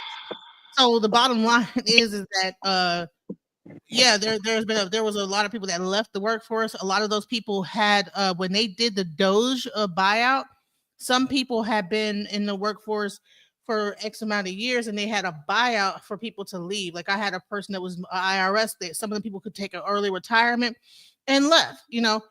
Now I'm not talking about those people. I'm talking about out of all those 300,000 people, all of those people were not just people that left. They had a choice to either take a pay cut or leave, or they had a choice to they had to just leave anyway because they were getting rid of those particular sectors. And a lot of those sectors actually were the things that help out Black people, you know, health and human services. And that's what I'm saying. I don't want to cut you off. I'm just trying to, you know, go back and forth with you. The thing is, but we have to make sure we emphasize the fact that yes, we did get, a lot of us did get kicked, you know, they did dismiss us, but they wanted that 200,000 to come back. They're hurting from our presence being missed. Our presence is being missed. And a lot of us are standing up and we're no longer are going to be mistreated. There's, like I said, we're tired of being, but everybody's bringing up the 300,000, but nobody's bringing up the 500,000. Well, the 500,000 was for COVID. Well, let me just explain. No, but 200,000, hold on, 200,000 never came back because we didn't want to come back. Okay, because of the mistreatment. 6 months. Within the past 3 months, not talking about like when COVID was going on. I'm talking about the past 3 months, 300,000 people have been laid off in the past 3 months. Not since COVID. I'm talking about 3 months. Within 3 months, Doge and DEI and all those cuts, 300,000 Black women have lost their jobs because they were working in those fields that Doge was cutting. The private sector is getting the hugest amount of people, Black women, because the president has pressured companies to get rid of DEI employees, people that were considered that they were hired based on diversity, equity, inclusion. So the bottom line, and then veterans and all this other stuff. So here is the deal. Is that when you have such a large amount of people that are now no longer in the workforce, when those unemployment, which is welfare, benefits run out, he's also attacking Social Security. He's also attacking the healthcare. Like, what is this going to be? It's going to be poor. People's going to like either drive people into poverty or into prison. Because that's what happens when you don't have any money coming in. You end up doing illegal things to generate money and you end up in prison. Sa.neter, I got a question for you. People go into all right, no, hold on. Let me get Seven Asar. Yeah, I need to respond to my brother Roy Bay because he's kind of he's swaying the narrative of when they say the most educated people in United States of America. They're talking about demographic, brother. They're talking about as a body of people. Right, Black women, and what you're convoluting is when they talk about with Black men, they're really just talking about bachelor and advanced degrees amongst Black men that they lead.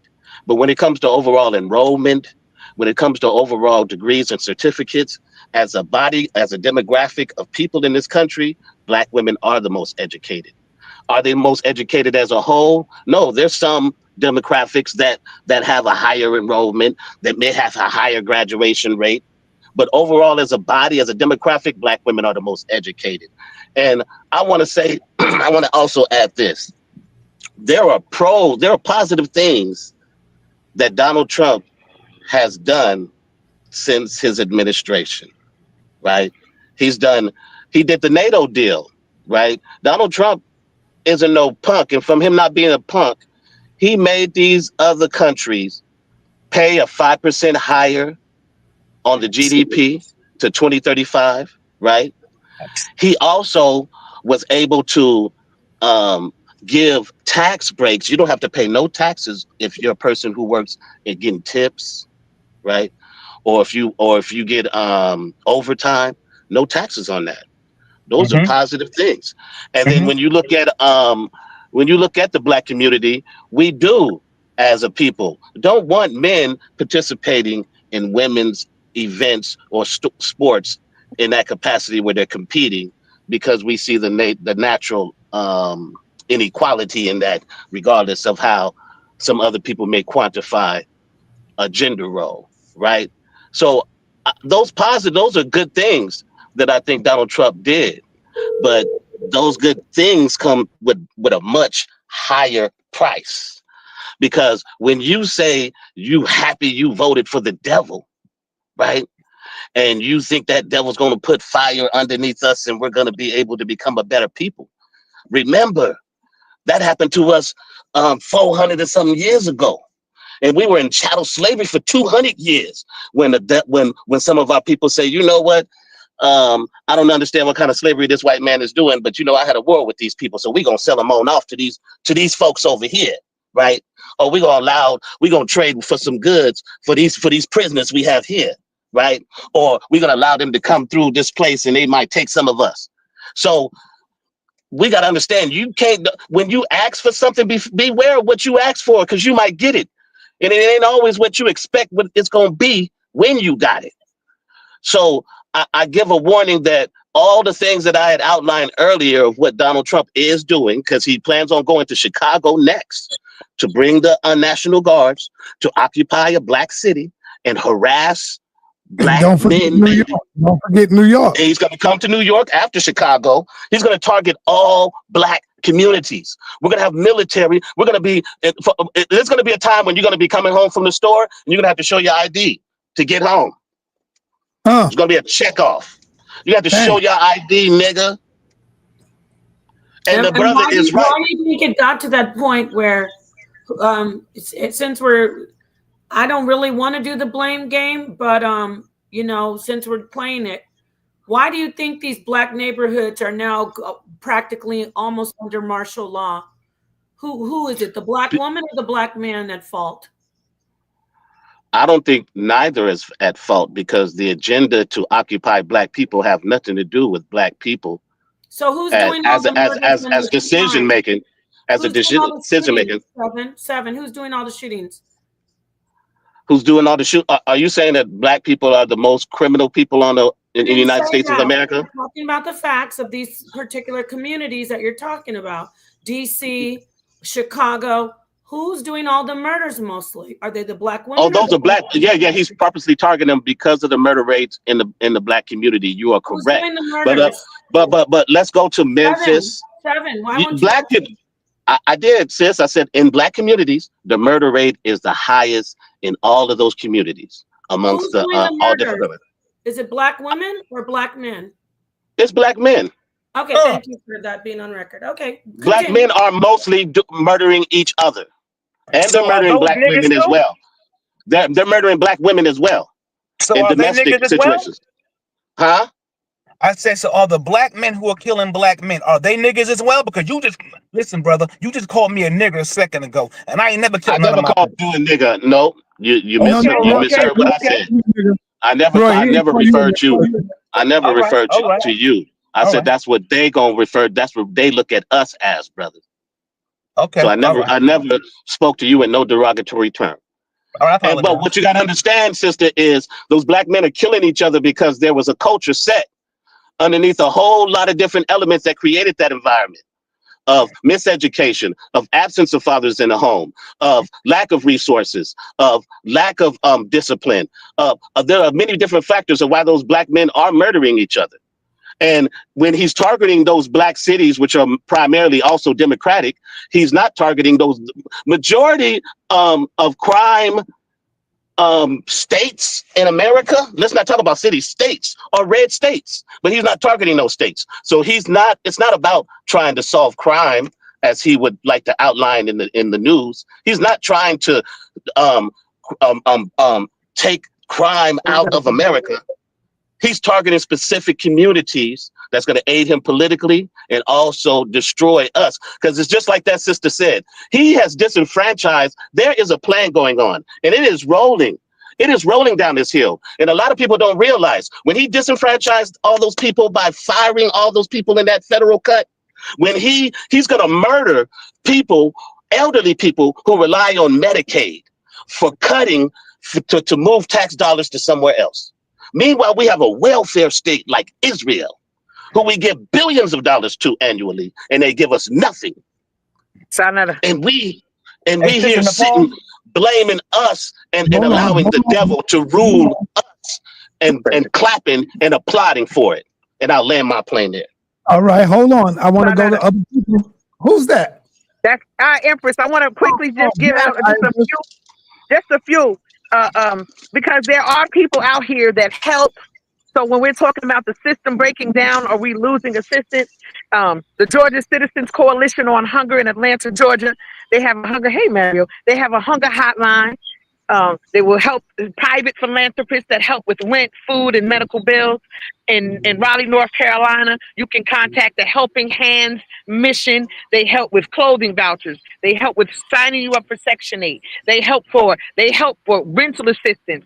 I mean, you could get everything there. Miss Sylvia at the Helping Hand Mission in Raleigh, North Carolina. If you're in Oakland, California, and if you're in the California area, you got the Policy Institute, the Women on Policy Institute that will help you with finding the information you need to further your education, get training for jobs, things of that nature. You can holler at any one of those. In New York, you can go to New Life Ministries where they teach job training. They have food assistance. They have rent assistance. There's different places where you can get where they not only give you a better food, but they'll help you learn how to either want to grow your own food, maintain your own food, or find situations where you can now have a sustainability in your families and in your life. And I suggest every single person to get some kind of, whether it's family or whether it's privately, and start fixing what's going on in our minds and our hearts. And a lot of these things won't even matter because we'll be too busy helping each other.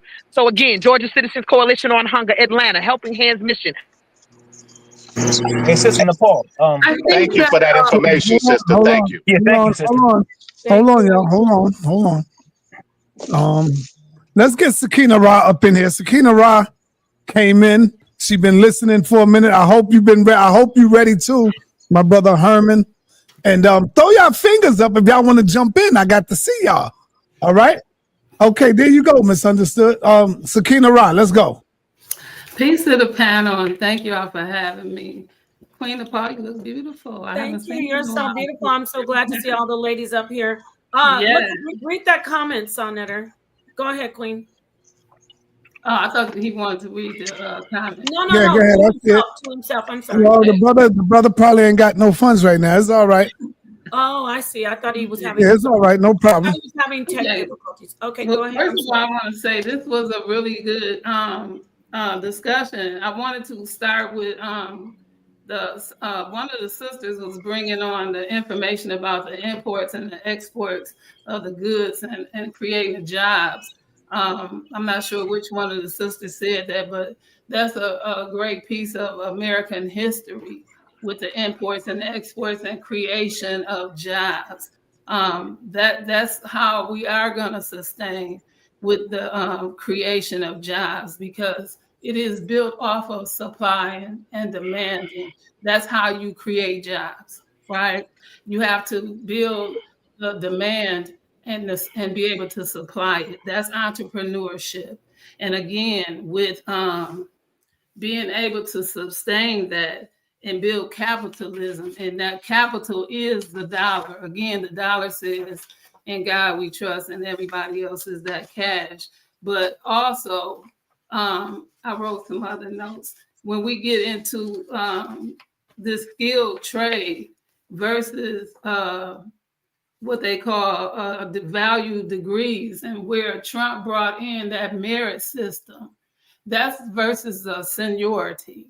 So you might have somebody in your job, if we say federal or whatever you want to call it, somebody could be there 20 years. That's seniority. But you might have somebody that worked in that industry field for 30 years. That's somebody that has that skilled trade. Even though somebody in your building might have 20 years seniority, but you got somebody that has worked in that trade for 30 years. Now they got more value than you. That seniority has nothing to do with skilled trade. So the problem now is you haven't, like Naphtali was talking about, was being mistreated. And mistreatment over value and degrees and merit, these things you can't weigh. That's why people were walking off. That's what she's talking about. When you can't weigh value, when you're talking about integrity, talking about your dignity, you're talking about things of loyalty. Those things sometimes don't matter in a job. Sometimes it does, sometimes it doesn't. When it comes to nurses and teachers, sometimes you can write your own check coming in based off of degrees, based off of those things of worth. But sometimes that doesn't matter when it comes to things of seniority, but based on value and based on degrees. These things are worth of merit. So when Trump said, make America great again, that didn't have anything to do with imports and exports because America started making their own things. Yes, some things were import, export, but other things America started making themselves. So Asar, when you was talking about how everything moved out of America and went somewhere else, did you not hear him talk about everything coming back to America? That's what was going to make it great again. I'm not a Trump supporter, but I'm a listener. And when we both talking, one of us can't listen. And so these are the things when sa.neter say you a Trump supporter, he like putting cables on your back because he want to hear what you got to say. Sa.neter is a great chess player. You gotta She know about. you gotta pay attention. You have to pay attention, right? So you can't talk when he talking. You got to be quiet. You have to listen very carefully. Sometimes y'all like to overtalk these sisters and you don't want to hear what they got to say. That's why sometimes you don't want a woman. Well, I listened to yesterday's conversation and I asked what or how is revenge best served? It's served cold. It's a dish best served cold. Why is that? Because if you are on revenge, that meant you had a problem. And anytime you have a problem in your relationship and you got to get revenge, that's a problem in your communication. And anytime somebody say it's something you did and now I got to get you back, I'm getting you back the coldest way possible. All right. I wanted to make a statement. Hold on. Thank you. Misunderstood. You got the floor next. Thank you. So I agree with a lot that's being said. I just think that there's more. Like I hear the sister talking about, the things and the programs and stuff like that. My only problem with things like that with programs is that it kind of, when I see a lot of times it makes people stuck because they become afraid to lose benefits. They become afraid to earn too much because their benefits are going to get cut off. I think that we also have to think about, okay, we're going to include programs and we talk about welfare and all this kind of stuff. Great. But what about taking business classes? And I think we need to speak more about entrepreneurship so we can determine what we make. And a lot of times we don't learn how to think outside the box. We kind of think about what another person is going to give us, whether it's a job or whatever. How do we make our own money and create our own finances? I think as a Black woman, I have to work extra hard because I already know what society thinks of me, right? So, and not every Black woman is on public assistance. I've never been on public assistance. However, there are some women that need it, but my only problem is, so when Donald Trump comes in, like I said earlier, and sets limits, right? Or you can't even be homeless now. You can, but there's nothing wrong with Donald Trump coming in saying, hey, you know what? There's a problem. Homelessness, there's a lot of violence and drug addiction on our streets. So our streets are not safe. And I say all that to say that I think when we start speaking about Trump and the things that he stands for, there's a lot of fear instead of looking at what he's trying to do. Why are the tariffs taking place right now? Why is he cleaning up our streets? I just think that there needs to be more. And the things that have been done before has not worked because I don't see anybody that came from impoverished family before all of a sudden have wealth and generational wealth is that. So I do think that we need to be taught to think differently and do things a little bit differently, or we're going to be in the same rat race, we're going to be stuck. We're still going to be having the homeless problem. We're still going to have the problem with immigration. And I just think that we need to try something new. Can I ask you a question, sister? Hold on. No, hold on, man. Herman, you still there? Herman Smalls, going once, going twice, brother. Are you still there? Okay, Herman is not here. Let me give him the boot so other people could come in. And Genesis was next. And then I got you, Assault.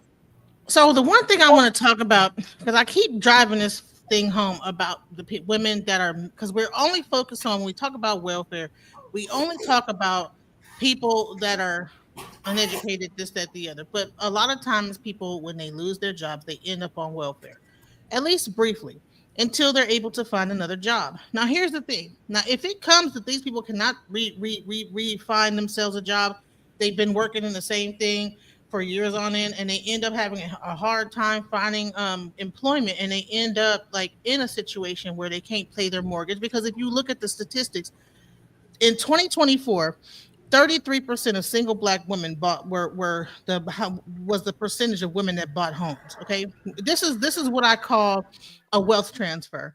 Same thing that happened with the immigrants when they did those when they started to out the illegal immigrants out of the country. What happened to their houses? They got taken over by the government. What's going to happen to these Black women's houses when they can no longer pay their mortgage and they get kicked out of those houses? See, it's not just a matter. What's happening with this whole Trump administration is not just a matter of poor people being on welfare, not being able to, not being able to get their food stamps. I'm talking about also, okay, yeah, we're getting rid of like HUD and Section 8, but what about people that actually own homes that at one point were living at least in the middle class? This is going to widen the gap of more poor people versus rich people. It's going to be harder to get back up, at least to it. It's going to reduce the middle class. And why do you think that they're trying to do this? Is it because they want a workforce that's getting paid less to increase the link between rich and poor?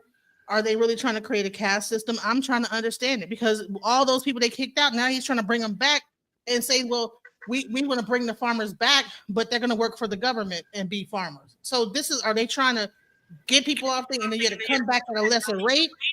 So I'm just trying to understand what is the end game here. Now, if anybody knows Trump's laws or what he's trying to do with this 2025, I'm trying to understand what is the goal here. Because I get it with AI, but I mean, if you've been working 20 years in health and human resources, it's going to be hard to transition and become an AI expert. And to be quite honest, a lot of jobs that are going to exist in AI, when they come out with the new AI is rapidly improving. They're not going to need those jobs in AI. Because AI, it's going to eventually be self-sufficient. And to be quite honestly, a lot of these companies that run the AI are running it at a deficit. If you actually do the research, all these AI companies are $1 billion in debt. So really All right, Genesis. Naphtali, I don't see your hand, so I'm going to let you go right after Suntan, and then you can come in what you got. Suntan, let's go, brother. What you want to talk about, man? Good to see you. Peace to the panel, and peace to all the young ladies and my brother Sar and brother Roy. Now that Trump is trying to stop government assistance, what will the Black woman do, Suntan? Well, here's the thing. As the young ladies were saying, you have to conditionalize your mind to be able to go out, set a goal, and do it. It's plain and simple, because Trump is divisive, right? He thinks as a class of people. He's putting everybody in a category, right? So it's up to us, the individual, to make ourselves available to the category that we want to be in. We don't need nobody to hand us nothing. Now, if you want to sit there and wait on some bread, that's on you. But my thing is this: Trump is very divisive, and in the back of his mind, white supremacy stands strong. When you sit there and watch how he operates, and on some of the things I agree with him with. I agree with him on some of his issues. The one that I'll say, so you don't think that I'm, hanging on the fence. Only thing I agree with him on is men fighting ladies, and men and lady sports and these sorts of things, like, because I do not believe in that right there. Man is a man. He ain't got no business boxing no lady. But far as the financial thing goes, we have to individualize ourselves, point at a goal, and go do it. Because I'm going to tell you, a lot of people say, well, I'm going to wait on the Lord. You can sit there and wait on the Lord all you want, but if you don't get off your butt, there ain't nothing happening. You got to go out here and make it happen. Set a goal. Don't worry about your backup. Go for that goal that you set. and we all have a mind to do it. So I say like this here, I give y'all just one little bit of my life. I was a street guy, out in the streets making money when I was young, getting high, doing all of this sort of stuff. It got hot, and everybody know what I'm talking about. So I decided, and I had a son at 43. That's first kid. So I said, I got to bail out because the temperature got really, really hot, right? So what I did was went to school, because I always went to school, and I learned heating, cooling, and plumbing, learned it in the streets. And right now I'm 65, and I eat good off of the trade that I learned. So that just lets you know that an individual can do what he want to do if he got a mindset to do it, right? Don't keep yourself in a box. Come out of the box and try something new. That's the only way that you're going to make it, because Trump don't really care about you. Trump care about dollars. And all his speech is about dollars. So with that said, the elephant in the room is the status quo. Okay, and everybody who's financially literate understand what I'm talking about. If you can't handle the status quo, you can't handle a substantial way of life in the United States of America. You got to have capital. You got to have some sort of background, a portfolio of things that you built, degrees. You know, you got to have a setup of what your portfolio looks like. Not to say, hey, this is what I've done. You got to put that right to work. So I ain't going to be too long-winded. It's all on this whole panel. It's within you. Look in the mirror and say, dang, what am I going to do? sa.neter built this whole thing. Just, we need this, what he built, right? And he can keep his eye on the sparrow, because we're going to support him. That's all I'm saying. So find something that you like to do, because if you don't like doing it, you're not going to get nothing out of it. So don't just follow the Joneses. Find something that you like to do, stick with it, and I guarantee you'll get some results. That's coming from me, because I'm a 7 Assault. Let's go, 7 Assault. Yeah, I just want to say to my sister Sakina Sarah, peace to you, Queen. I want to answer some of your questions, because you were saying about Donald Trump. What is his agenda? He only has two agendas: to be rich and powerful. Everything else he's throwing to the wall. Everything else he's playing off of. Is he a real white supremacist? Yeah, he has some racism, but he's ain't a hardcore white supremacist. He's just playing on white supremacy because it's politically advantageous for him. He's attacking slavery. I want to ask the sister in the top that was speaking on all the positive things that Donald Trump that she agrees with. Well, I agree with most of that stuff, but tell me, how do you feel about him occupying black cities with military?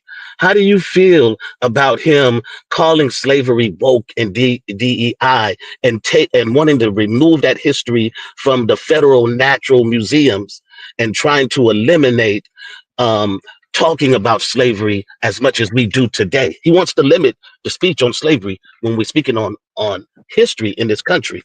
How do you feel about him denigrating the legacy of African Americans in this country?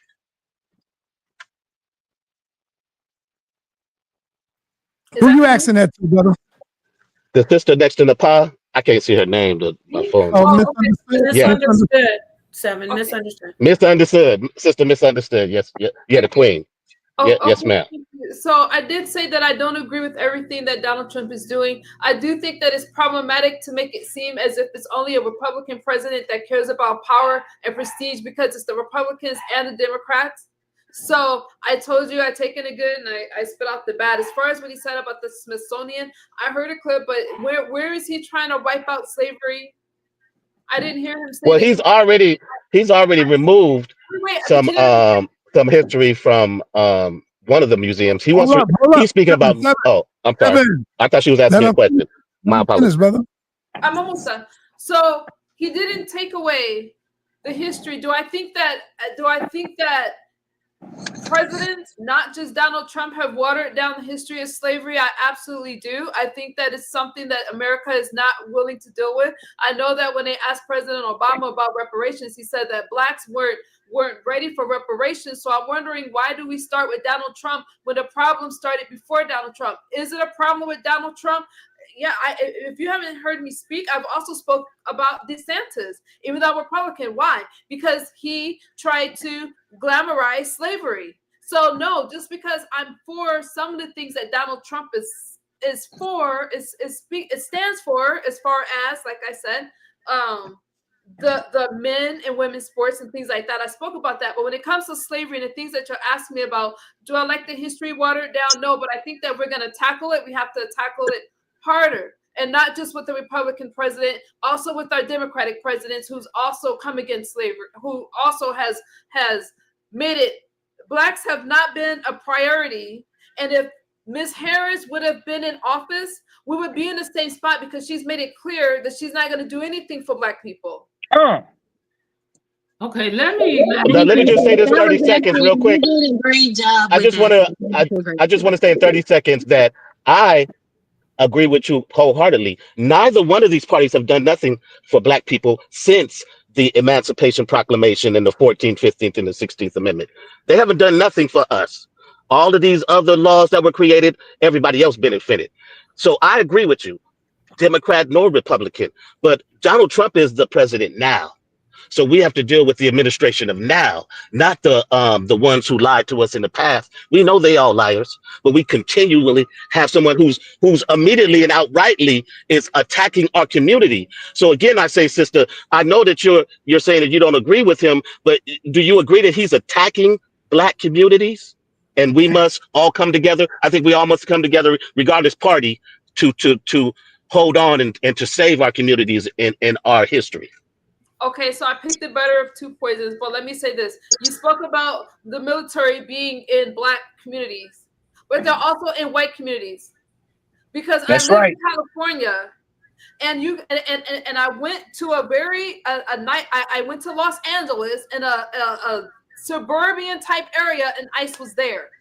So what he's doing, if you're asking me if I have a problem with the military coming in because the local police didn't do anything, border patrol didn't do anything about illegal immigrants. When I'm sitting at the border, I did a blog by the border as people were coming in, and border patrol looked the other way. So if he had to use federal military, whatever, because the state wasn't doing their job, then that's what he had to do, and I'm all for that.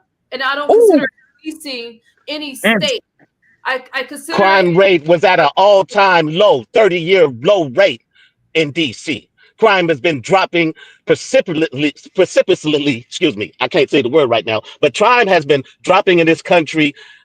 We are at the lowest crime rate in history in this country. So all of those are talking points, because we don't need the military to come in to occupy these cities when we already have a police force where the crime rate is dropping. So those are political talking points. Sis, that's not actual. The people in DC overwhelmingly voting against Donald Trump, by white, Black, and brown. 80% of the people who opposed say they oppose of being occupied by Donald Trump. I land my plane there. Donald Trump won the popular vote, and a Republican has not won a popular vote in over 20 years. So people are regretting that vote. People are crying every day on TikTok regretting that vote. Not everybody. Not everybody. Okay, let me let I said people. Misunderstood's gonna park her car, and then I'm gonna move on to Brother Roy Bay. Yes, sir. Thank you. First of all, I got something I want to Are you done? Misunderstood. I was just gonna say this. Crime has been lowered. Donald Trump is doing what he needs to do, because there is a problem with immigration. There is a problem at the border. I'm not saying that it's perfect, but I am going to say the statistics you quoted has to do with what he's doing at the border. And if you look at the statistics, and you can't quote TikTok as your source, because that's not a reliable source. I've never quoted TikTok as my source. You didn't hear me say quote TikTok as no source. So don't misrepresent what I said. Okay, yeah. You did mention TikTok. He did mention TikTok. I said there's a lot of people on TikTok who regretted, who complain about voting for Donald Trump. Those were my exact words. And then she said, don't use TikTok. So she wants to finish And then we're Oh, gonna move okay. on to Monday. Well, that's a credible source for the complaints of some people. So It's not a credible source, but that's Oh, just you your do opinion. use TikTok. There's No, nothing that's Oh not wrong God. if that's what you want to use as He's an TikTok incredible ain't son. people can't complain on TikTok. That's hilarious. You can't complain now, huh? I can't Oh argue boy. that point. I think that it's Okay, And really important to quote actual statistics when we're talking about those things.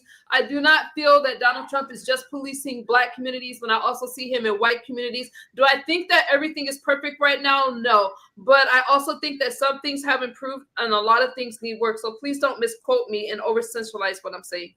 okay, thank you, Miss. I also want to jump in whenever Nepal. Yeah, you definitely can go after Brother Roy Bay. The mic is yours, Roy Bay, and then we'll move on to Sister Naphtali. yeah, thank you very much. Sister Now, Nepal, so was it you or Sister Misunderstood who said earlier that I was kind of divisive? I'm not too sure which one it was. No, I didn't say the divisive part. That was actually Sister Wize. She's no longer here. Oh, on the okay. All right. panel. Well, that's cool. That's fine. No problem. Listen, let me say this.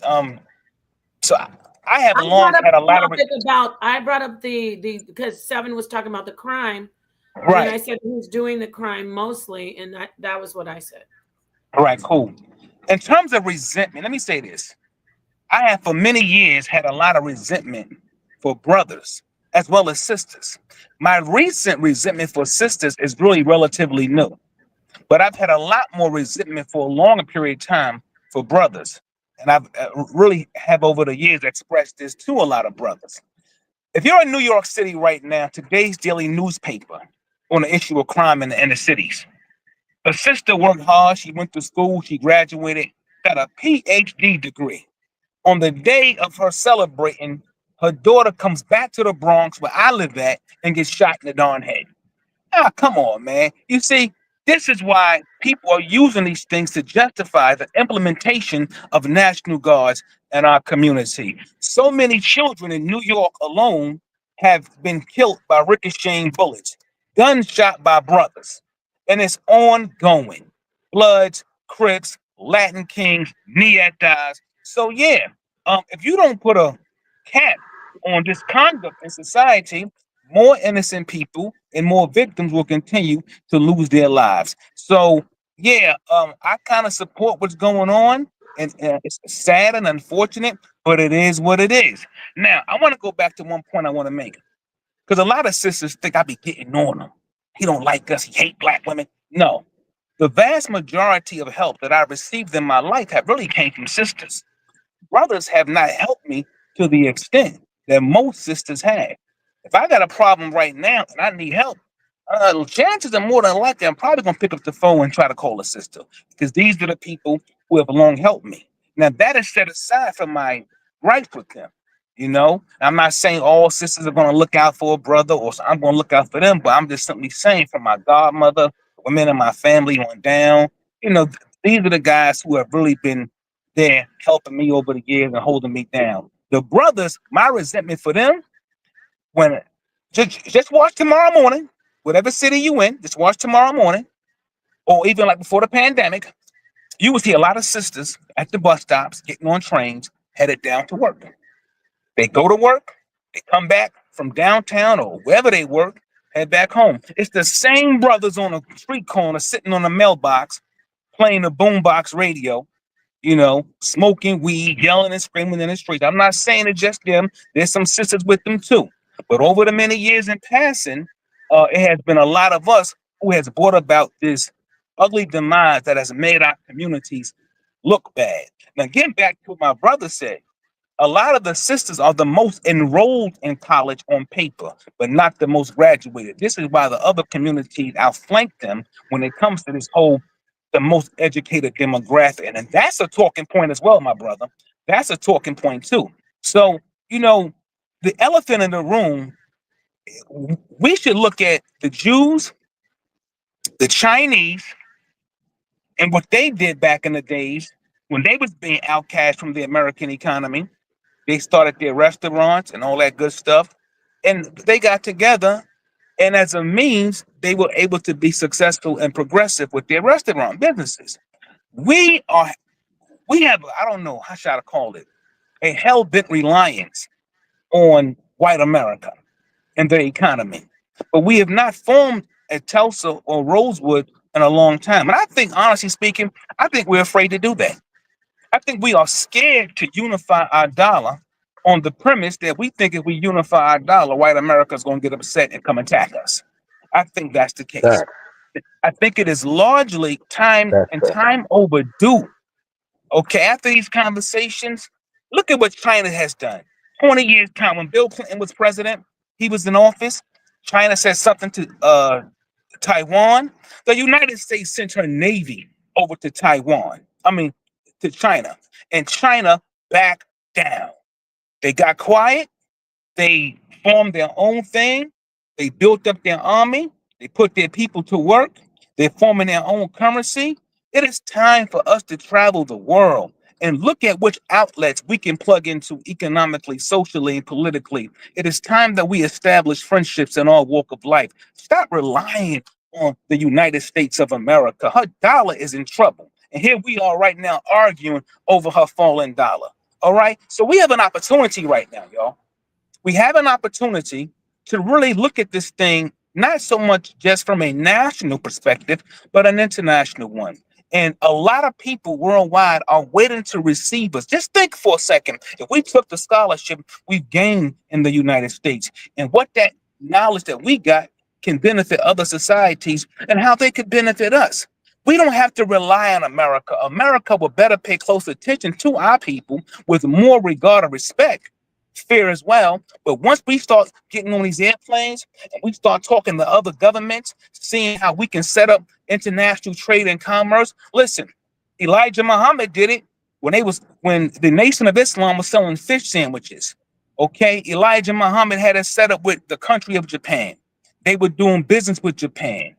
And of course, the government here got highly upset and threatened to put sanctions and embargoes on Japan if they continue to do business with so-called black folk in America. Our problem, by and large, is not even social or gender wars. It is economics. We have a lot of money, and our dollar is not united. All we do is divide ourselves with it, but we need to bring whatever little bit of dollars we got and do something with it. People are waiting to respect us. We are just not respecting ourselves. The power is in the dollar. The scholarship is great. The lectures are great. If we don't have a unified dollar, we just going to be some wandering Negroes, so-called Negroes in the United States of America, still begging and still arguing over white folks' power. We got the power. Let's go before the world as the Arabs did after Prophet Muhammad ibn Abdullah. The Arabs came forth, and now they became known as the foremost runners in a lot of their achievements. We can do the same thing, and we know we can do it, and we've been talking this talk for a long time. There's no need for us to continue on and having discussions as such when we know the power is with us. The only one that is in our way is us, and we are the problem and the solution. That's it. Thank you very much, Brother Roy Bain. And now I see you, Sakina. We're going to let Naphtali. She's been waiting, and then I'll follow up with you, Sakina, and then Elder Suntan. So, Naphtali, go ahead. You wanted to speak? Yes, Nepal, thank you so much. You're welcome. And like I said, so to my sister, Genesis, you had mentioned some things. You were talking about, it's been a while. Let me get my thoughts together. Let me not even address you because I can't even really remember all of what you were saying. But the brother Roy, who just was speaking, you all were pretty much talking about it. What are we going to do if we all band together? And the thing is that Trump, it's good that he is in office because unfortunately, Black people, we do get ourselves together once we, are under great oppression. Now, the brother who was speaking, Seven Asar, you were talking about TikTok and how people are talking about the crime rate and all this stuff in Washington, D.C. Well, if you look at the videos that are on TikTok, we see a lot of foreigners are actually being told not to come to the Americas because they say it's dangerous here. And they made fun of Donald Trump, saying that the murder rate and the crime rate in Washington is so bad and so high that they're telling people not to come. Now, this is a federal government. This is a federal capital. You mean to tell me you can't get your capital government under control? It's unsafe there. So yeah, that's why Donald Trump is doing that, because he's trying to make himself look like he's in charge. When the crime rate is high in DC, unfortunately. I'm in St. Louis. He needs to bring them here. Now, also, my brother Roy wants to talk about the Chinese and how and what they're doing. Well, right now, if you know, they have something called the Asian American Pacific. They have something called the Asian American Foundation. What is that? That is something that is specifically targeting Asians here in America, where they give themselves resources. It's a pipeline from high school to college. They get a job, they get all of that. And that's something that is specifically targeted only to Asians that they have here. So if you want to talk about why are Asians have all these degrees and all of that, that's because they support themselves. And like you were saying, Black people, if we were to stop including all people and just focus only on Black people, then yeah, we probably would be in a better state. And that's the thing is we need to start focusing on each other and not including everybody like the NAACP, all colored people. What is all colored people? We need to just focus only on Black people. And I vote. All colored people, huh?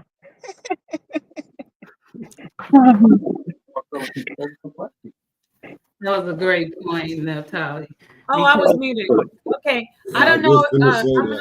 I was going to see if you wanted to respond, but if not, I can move on to the sister Sakina. She's waiting. Do you want to quickly respond, Brother Roy Bay?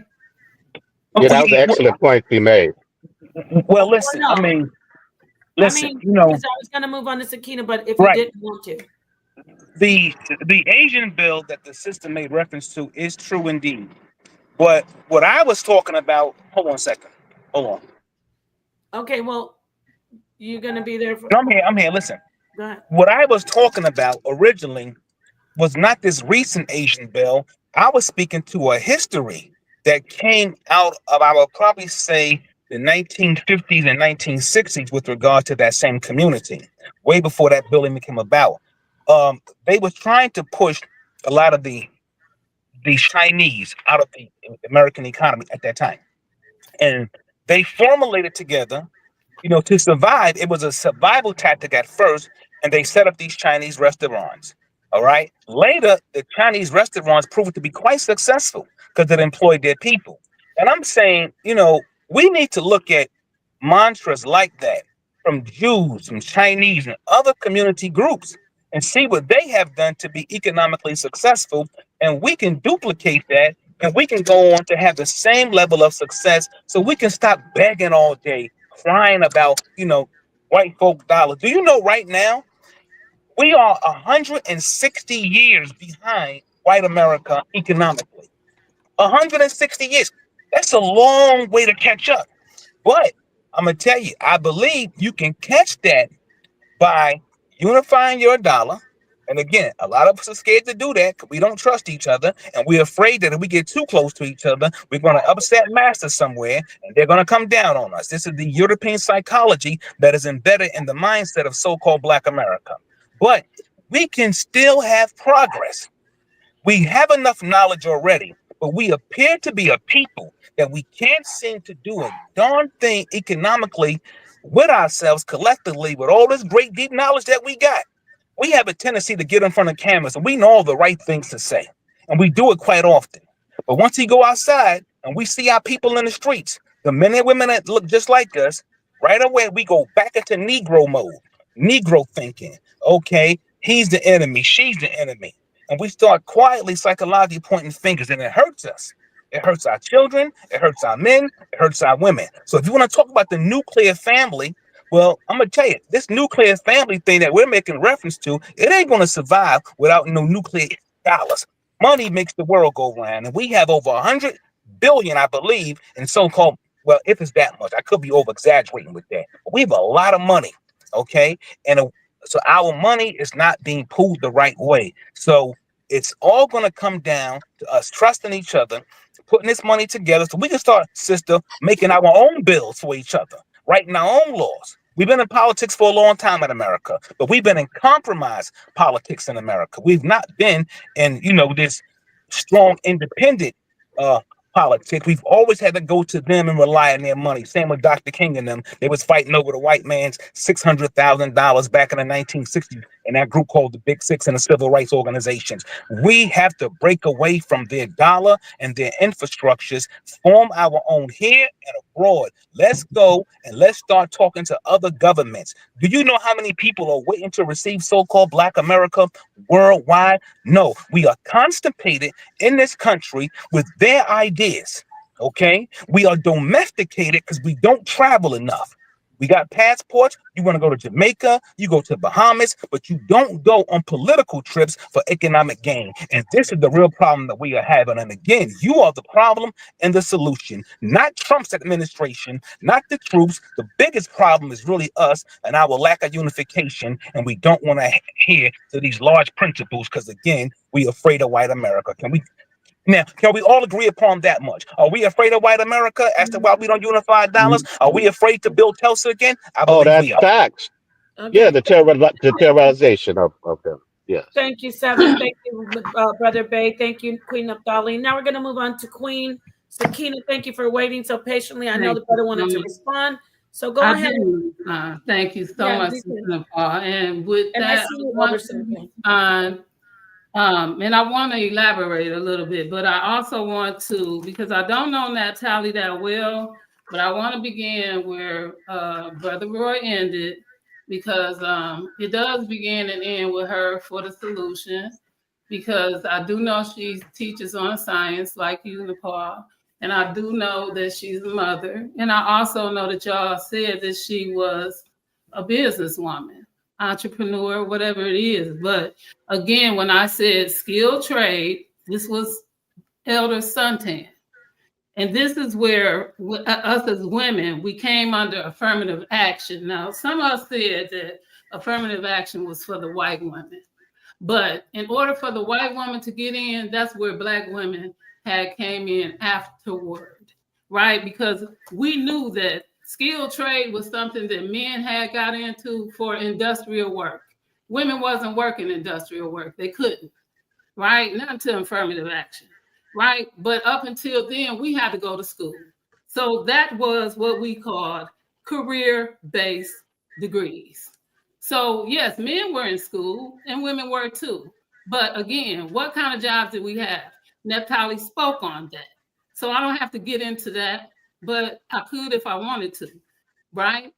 In some of those skill-based jobs, we might have still couldn't get in based on what? Seniority, or we had to have that competition with men up until what? Affirmative action, right? That didn't get us those skill-based jobs, right? Like Suntan, but it did get us into business. That's where I'm at. So we can reap what we sow, right, Suntan? I didn't work hard as you, but I worked smart as you. That's what Naphtali's telling you, Brother Roy, right? So now we have those two things we working off as merit-based, retirement. This is what one of the other sisters, as well as DJ Genesis and Nepal, was talking about. See, Naphtali talking from a businesswoman, and Elder Suntan, you're talking from industrial skilled work. These were the two things I was talking about, the difference. One was skill-based, and the other was career-based. So again, when she felt like her worth, her integrity, her mindset is different, right? Once I was a manager for people, we were doing selling over the phone. These things come up on the computer 2 seconds with the name and everything before the phone answers. The most way that you can disrespect somebody is to call their name out wrong. You'll lose that whole phone call. You'll lose that whole sale. Right? This is the problem I have right now in Kemet because of the names. You have to know that. You have to know the names. You have to know the dates. You have to know the time. And if you disrespect the name of an ancestor, you have disrespected that ancestor. Those are the things I was raised on. Why I respect every teacher, including Nepal. Thank you. I appreciate Right, you. and I have to give it to Naphtali because she knows science. But right now she's a mother and she's a businesswoman. So to sit in that chair, y'all calling capital money. Capital ain't the White House in Washington, D.C. Capital is money. And when you get in certain positions, when you reach the cap, that's high as your dollar gonna go. Otherwise, you have to do what Naphtali did. Create your own business so that you can become the capitalist. And open up your own business and start to make other people jobs. That is supply and demand. What is the demand that the area that you got? What do they need? That is called the demand. So if they need food, you said the prophet made fish sandwiches, but he had to get the fish. The prophet went and got the fish from Japan to make sandwiches. So now he done gave up some of his profit to the people that served, that brought him the fish. So he made a profit and then he had to pay out in order to see what he gained. Thank you, Sakina. So again, that's the bottom line. Right? You have to know the business. Because America is a corporation. That's the business. That's why it has an IRS. That's why it has an EEOC. That's why it had an EIO or EOI. This is why all these departments exist, because of delegation. You have to delegate it, right? So even in your marriage, if you don't know that, duality, it delegated. And sometimes a wife don't need to know, because what was understood didn't have to be explained. Thank you, Queen. I rest. Thank you so much for letting me. I appreciate you. Thank you so much. And we're moving on to Elder Santan. He had his hand up, and then Genesis wanted to go afterwards. Real quick, what I need everybody to understand is we're not only that we're in a capitalized society. It's a thing whereas the trap, you guys, have already been set. You understand? And it's deeper than we might imagine. While a reparation option is there, people would just take money than to take mental health. See, we've been scarred mentally through all of our subjugation, and we've been made a stigma of. So as Black people, we got a couple of things to come out of, and I preach to you and I tell you that we got to understand that we're still in this trap that has been set. And sure enough, I look on my phone, and I hope y'all can see this.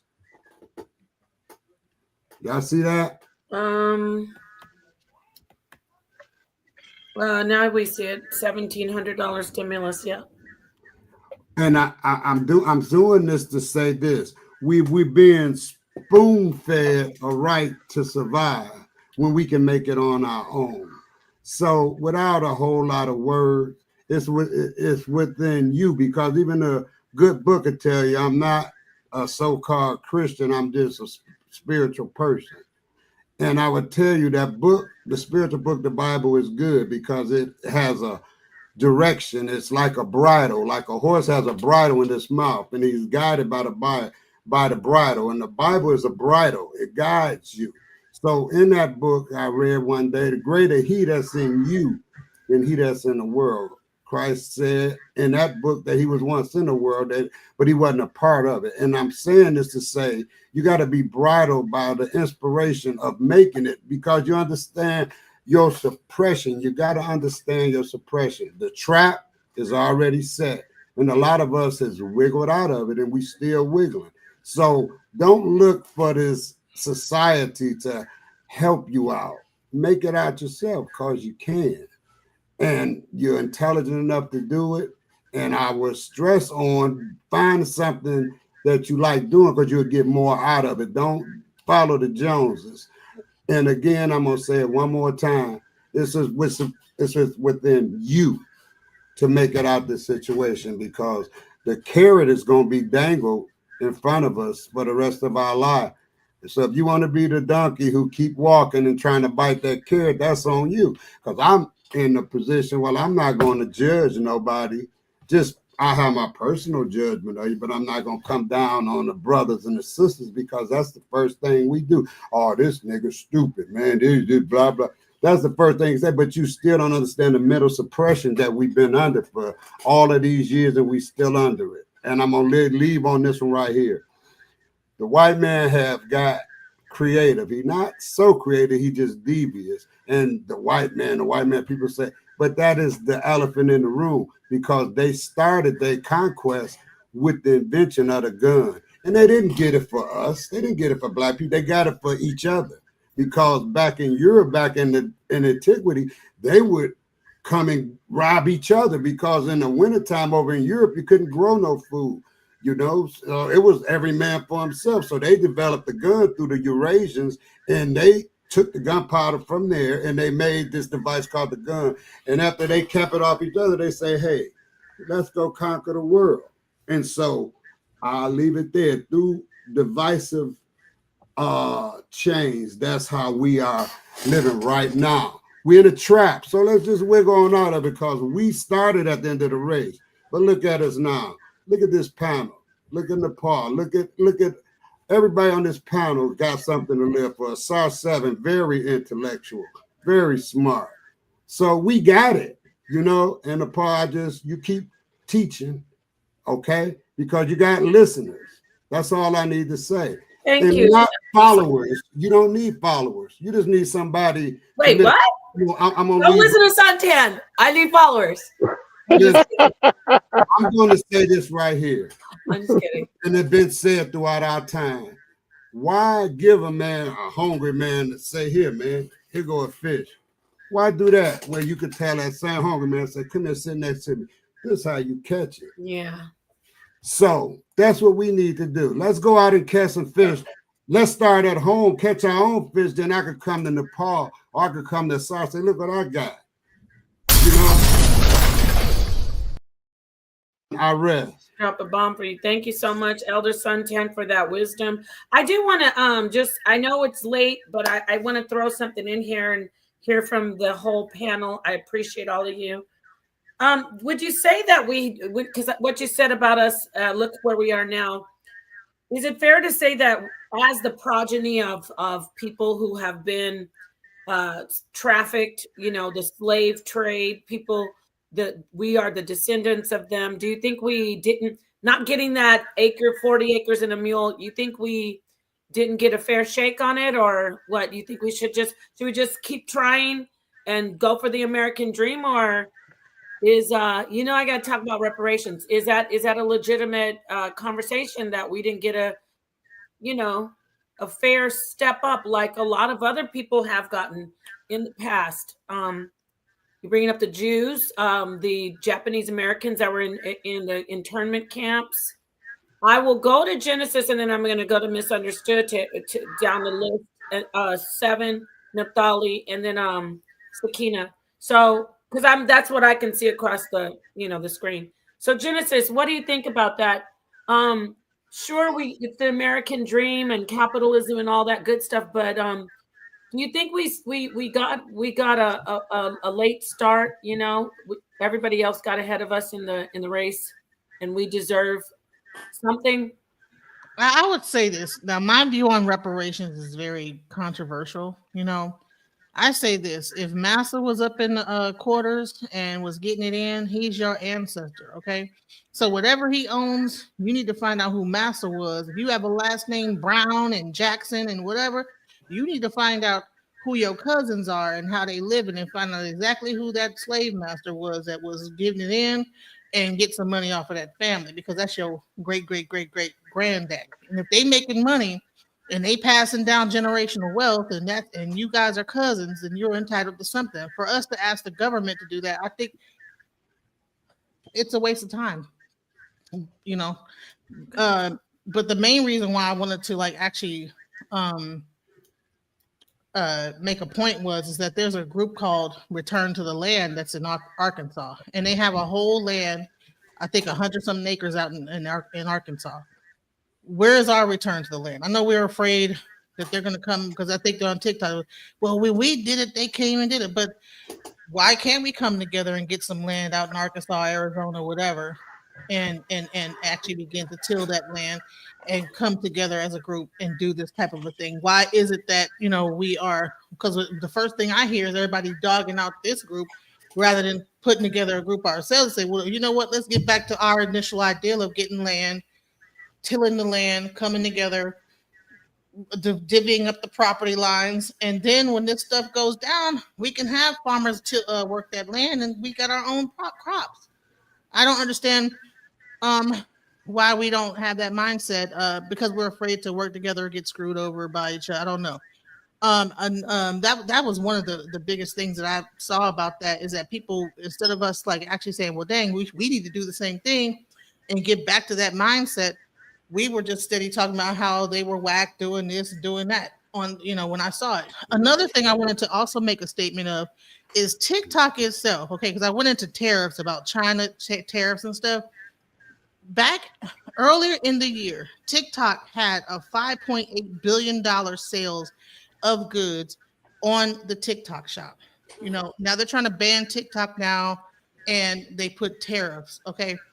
But at one point, people were making a lot of money online using the TikTok method, with the importing of goods. Now the tariffs have happened, and that, has probably gone down. I'm not sure, but I just want to know by people. Okay, so when we talk about like even traveling overseas, going to different countries, and this, that, the guy said we need to travel. If you travel, you're going to have some kind of funds, because like because they're not going to hire you for a job if you go over to Africa and try to live there. You're going to have to like be making money over here and sending it over to wherever you're going to live at. If you go to Mexico or whatever, and I know this for a fact, there's plenty of people that's over there that be asking me to give them money over where they're at. So I'm saying is that even if we do decide to like go to another country or to travel and do this other thing, how do we sustain ourselves? Wow, that's a deep question. I don't know. We're going on almost 3 hours. I want you to hold your thought. Anybody who wants to answer that, I'm moving on to misunderstood. If you could address whatever you want to address, and also the question I had, like, do you think we got a late start, and do you see us, getting or being able to get something because of that late start? And maybe you want to answer Genesis' question as well. Misunderstood. The mic is yours. You're muted. Sorry about that. Genesis had a question. Oh, okay, let me say this. If I miss your question, Genesis, feel free to ask me. But I was asking why. I asked 3 questions. One, why can't we start our own return to the land? Why can't we come together, go get some land, divvy it up by acreage, and then like till the land like these other people are doing, like in Arkansas? That's number one. Number 2 is, with people saying we need to like leave the country and this other stuff. Well, most people I know that leave the country are still reliant on American dollars, because you're not going to be able to get a job over in that country. They're not going to hire you. You're going to have to get money from America and then ship it over there. That's number 2. Okay. And then I talked about the TikTok shop and how people were making billions of dollars on that shop, but then that got cut. How do people say, well, you lost your job, start a business? Well, if this is the thing, we're being attacked business-wise, how can we still sustain ourselves? Okay, we don't have the capital to start our own land. Until we get the capital, we won't get very far. As far as moving to other countries, we still need resources, and it takes a lot of work. We can make it within the country if we embrace the culture. But it's interesting that other people want us to embrace their culture when they don't come to the United States embracing our culture. And as far as TikTok, that's a whole other conversation. That's pretty loaded. Now, I do want to say this. There was something that was said as far as Black women are educated, but we don't have the most degrees, or we don't finish college, whatever. I find it interesting, because how can you say that a Black woman doesn't finish college when she holds the highest number of bachelor's and doctorate and advanced degrees? So therefore, if she holds the highest number of bachelor's, she must have completed college. As a whole, blacks are not the most educated. The black woman is the highest educated, the highest degree earning, right? When you take race, gender, when you put us in, as far as the black woman, we are. Now that's not to put the black man down, but the statistics are what they are. Black women do earn the highest amount of degrees. Asians are the highest group to graduate, and then whites. But if you take out, but that's when you include the men and the women. If it's just the woman, then the black women host the highest number of degrees. You can look it up. I didn't make it up. And for us to be a small group, you got to take it per capita, but that's what the numbers are. Okay. Now, when it comes to reparations, that's complicated because I think that we're forgetting that reparations is a debt that's owed. It was something that was promised after the war, and that was held up by the Supreme Court. And the only reason it was reversed was because Andrew Johnson paid the former slave owners reparations instead of the slaves. And since when do the losers win profits from the war? So that I think that's what we have to remember. So as far as a debt, that was a debt that was not paid, and black wealth was stolen through the years. So when you look at it as a debt owed and not something that's given to you, then blacks are owed that, certain blacks. And I think that it's kind of sad that we haven't gotten paid out, but we won't, because as a group, we don't agree that blacks are deserved reparations. And they are, because those black dollars have kept the white percent wealthier. And if you just look at what was owed and what was stolen, then you will see that blacks clearly are owed reparations. That's right. You hit it on the head right there. That is exactly right. And I like that you showed the history of that. It is actually a debt. If we want to take that angle, then that strengthens our position. Thank you for that input. Is there something else you wanted to say? I had to drop a bomb for that one. I wanted to land it there because I think that is really important to look at it that way. That was how, when the general asked those 20 black men, how did they want to get paid for serving in the war? They said they wanted those acres of tillable land. And that was a landmark decision. That was wealth, and that wealth was granted, but it was stolen and paid to former slave owners. Yes, it was stolen. And here we are today talking about welfare and, you know, can we get together? What is it? 1,200 years? No. What am I tripping? 1800. When did slavery end, y'all, officially? Anybody? 1965. Are you talking about after? Are you talking about when did it end, or when did it end in Texas? Like for all of us? For Texas, in Texas. Officially. Well, you know what? Slavery's still going if we talk about Antoinette Monroe. But I mean on the books. When was it after Juneteenth? It was 1865. 1865. You got to remember, Juneteenth came. It was 1865. Well, everybody wasn't free, so technically it was 1865. But then if you take into Juneteenth, it was years later. That's when those later slaves found out that they were free. But yeah, you're right. Technically, legally, they were free. You know, Dr. Antoinette Harrell, she goes around to this day. There are people who are still living. That's a whole different conversation. It's so heartbreaking. But yes. Thank you for that input. Misunderstood. And you know what? This will be our going around closeout. So because we've been on here a while, I don't want to take up all of your evenings. Thank you. Genesis, Misunderstood 7, please go ahead and add your input.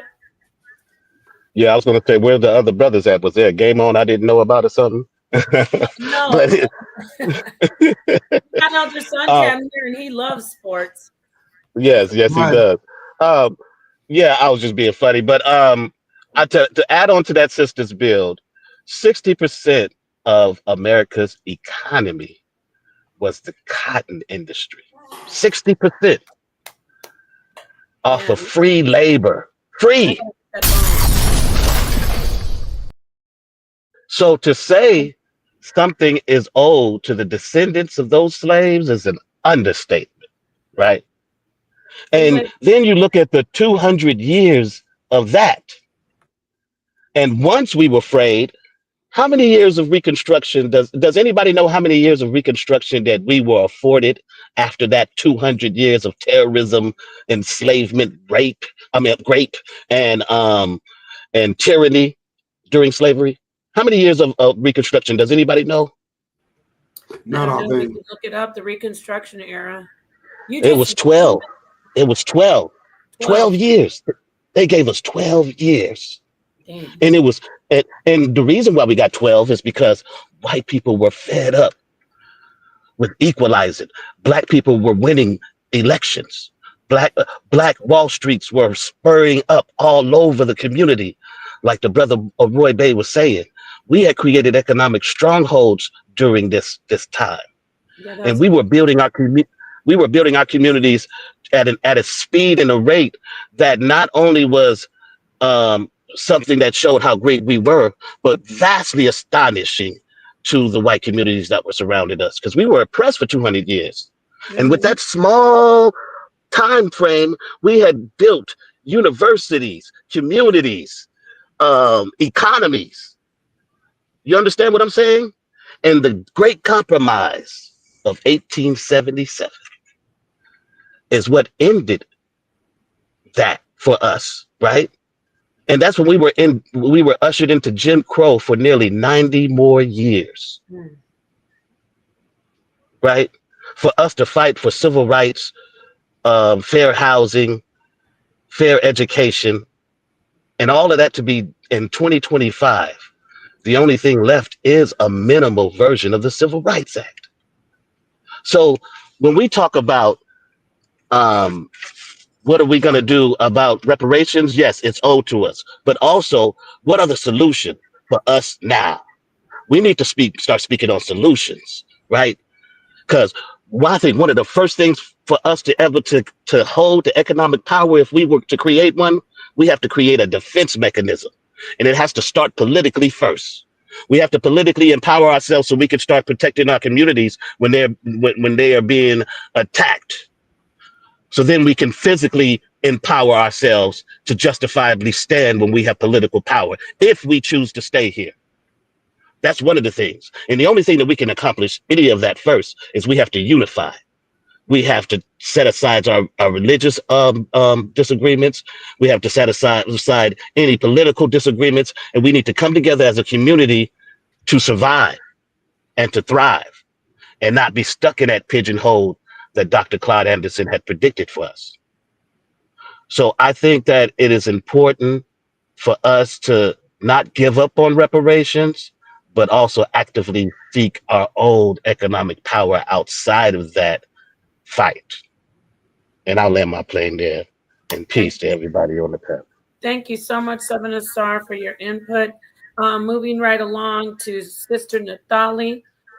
Please, if you can hear me, Naphtali, go ahead and let's hear your final words, please.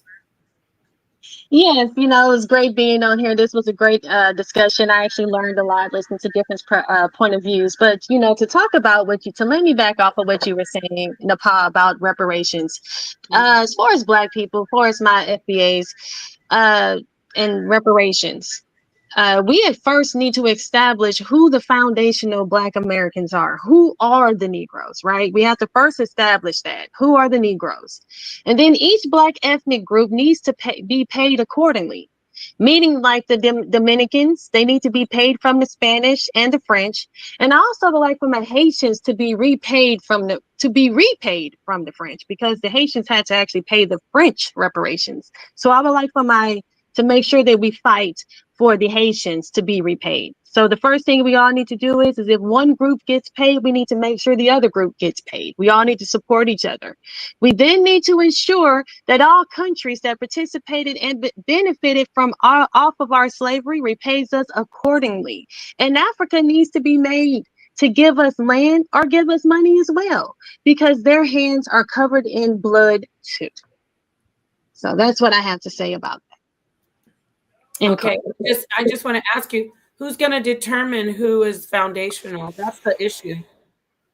Can you give us an idea? Like, because I've had a conversation with a couple of the FBA different people, and they all have different ideas about who will be that the determining group? Who's going to determine who's foundational Black? Do you know? Do you have an idea? Well, the thing is, I'll get to you, Suntan. okay, other Suntan, I'd love to hear your opinion on No. that. I want to hear from you for a minute, just from you. You don't. If there's no right or wrong answer, I just want to pick your brain on who you think so far, when you've been thinking about it, who's going to be able to put together the standards of who is foundationally Black. Well, the same way that it's not a trick question. It's not a trick. I don't feel tricked, and I don't feel defeated. Okay, no, I want to hear from you, because you know what, I've already talked to 2 people and they have different answers, so I want to hear from you now. Well, who would do that? All right, well, let's just go back. We're going to go back to first. There is something called an Afro-Latina, right? And then there is something called we have Black. I can't be an Afro-Latina. I can't also be a West Indian, or what you would consider to be a Caribbean. My Jamaicans, I can't, I'm not them. And then there's also my sisters and brothers that are my Black Hispanics. I can't be them. So we know the ones that we all know our backgrounds, and we know where we're limited and where we are. That's how we can determine. So like I said, we have, I'm from the South. My family is from the Mississippi, and they migrated up here to St. Louis, to the Midwest. Everybody got their stories. Everybody knows how far back we go. But first, we got the sub-Saharan. So if you sub-Saharan of Africa, that's number one. You have to be sub-Saharan of Africa, number one to begin. Then number two, like I said, we got our Afro-Latinas. That's one segment. Then we also got my Caribbeans. That's another segment. And then we got my FBAs, who are the ones that we are the ones that are foundationally here from America, which is from the South. And, a lot of us know a lot of our people come from Mississippi. A lot of our people originate from that region of the land. So that's how we can establish what an FBA is. I hope I was a little thorough with that. No, thank you for that. Now, I want to and I know you sent Suntan, because this is sa.neter and I had this conversation with a couple people. He joined the panel again. But Naphtali, what if this is the issue that I've heard them not align the different FBA people. What if you have people who are like different background parents? One person's parents, they're on their mom's side is slave base from the African slave trade, the progeny of the slave trades ancestors, and then their dad though say he's Caucasian. So are they still foundationally Black? That's what I'm wondering. Like it's no right or wrong answer, but that's where I can't see where they're going to decide. How are they going to decide when we have people who are mixed, have mixed families? That's why I would say they need to go back to the family and find out who their family is, and if there's money in that family with their great grandfather. Okay. And get your reparations from the plantation that your family was on, and get your reparations there. Right. And then I wanted to thank you, Genesis. And then Naphtali, have you heard them say Native American is foundationally Black? Have you heard that argument, Naphtali? Sorry, I answered that. Yes. What? Okay. Yes. No. If you can't be no. This Native American thing, I can't say I'm Native American, and I would not. The thing is that I can't do it. And I don't expect us to do it. I can't take what they have. They have their own story. They have their own background, and they deserve what they deserve. You know what I'm saying? The word slave comes from the Slavs. That word comes from Slav. Just because it's a lot of people that have been enslaved. And my people, like I said, we have our story. Now, when you ask me about who is, when it comes to the mixed race, right? Biracials is pretty much what I'm getting from it. It all depends on what you marry, how you marry. If you marry back into Black, then yeah, of course, you're back into, you are building back in the community. You're going back into the black road. Now, if you are marrying out and going white, then no, I don't believe that you need to be paid any type of reparations, unfortunately. But if you marry back black, then yeah, why not? Well, I learned last week that my family is from the Shinnecock Nation. So I learned that last week, that I am of the Shinnecock Nation. And whenever I learn something about myself, I'm proud of it. I ain't got nothing to hide. I love it. I'm happy that I found out. What is that? I'm happy that I found out a little something more about my life. What is it? What's Native American? Oh, and then what that means is, I know that when you are part of that Native American, that means you need to reach into their community, and then you deserve to receive. I just learned about that, and I'm not reaching in the community to look for nobody. I don't care. There wouldn't be anything wrong. I don't care about that. I'm just saying I've learned that about my history. I don't give a damn about it. I'm not in it for no money. And yes, from Long Island. And guess what? My grandfather was buried in Long Island. He went right home and got buried right there in Long Island, where his people come from. So I'm proud of learning more about myself, and I don't give a damn about reparations. But for those of y'all who are fighting for it, more power to you, man. More power to you. I'm not taking that away from nobody. Yeah. Elder Son 10. If I get a piece of the pie, good. But I'm not fighting for it. I don't care. It's looking less and less that you're gonna get some pie. Yeah. Right. I don't care about none of that. So, but thank you, sa.neter. That's awesome information. And well, hold on, let me respond to what sa.neter just said, and then after that, I promise I won't say anything else. Go ahead. The reason why you're not really concerned about it, sa.neter, is probably because you feel content because your people were, they have received reparations. So you probably you probably feel a little bit like, hey, you feel like it's been accomplished and well deserved and well earned. And I agree with you with that. Now, my people have not been, my great grandmothers and great grandfathers was out in the fields picking cotton. We were supposed to be told we were supposed to be given land. We were supposed to receive those benefits. And right now, they were, if I don't pay my taxes, they're gonna try to take my house. I have, laws that I have to uphold. They need to uphold these laws and these, these agreements. And they need to pay my people. The same for us. We got to pay these taxes and uphold the laws. That's what I'm saying. They're going to come out to me and make sure that I have to uphold my end of the bargain. They have to uphold theirs. Native Americans don't pay taxes. They don't pay taxes. Matter of fact, let me make it clear. But hold on, let me finish. Let me just say this one thing. You did this debate. I mean, you did not debate, but you did this video, and you said, "What are Black women going to do?" Because Trump just took, limited the government assistance. Government assistance, exactly. But guess what? Guess who was exempted from this? Native Americans. They didn't get any. None of this stuff affects them. So of course you have, or you. So of course you don't feel this type of restraint. However, for me and my people, yes, we have to stand up and we have to fight. And like I said, for my Dominicans, my sisters and brothers, I believe that the French and the Spanish owes you reparations out there. They don't owe me. They owe you. Okay. My people we are owed money by these people here too, from the Americas and Africa. I'm not leaving them out. They owe us land and reparations as well. So yeah, I get it. You may not feel like you need to fight for it. But my people, like I said, my Haitians, they need to be paid back. And my West Indians, my brothers and sisters, they need to be paid. So yes, and anybody else. Just to add to it, I'm also African American as well, because we have been mixed. You everything. That's why you're supposed to, stick to that. The Shinnecock Nation have also been mixed with African Americans.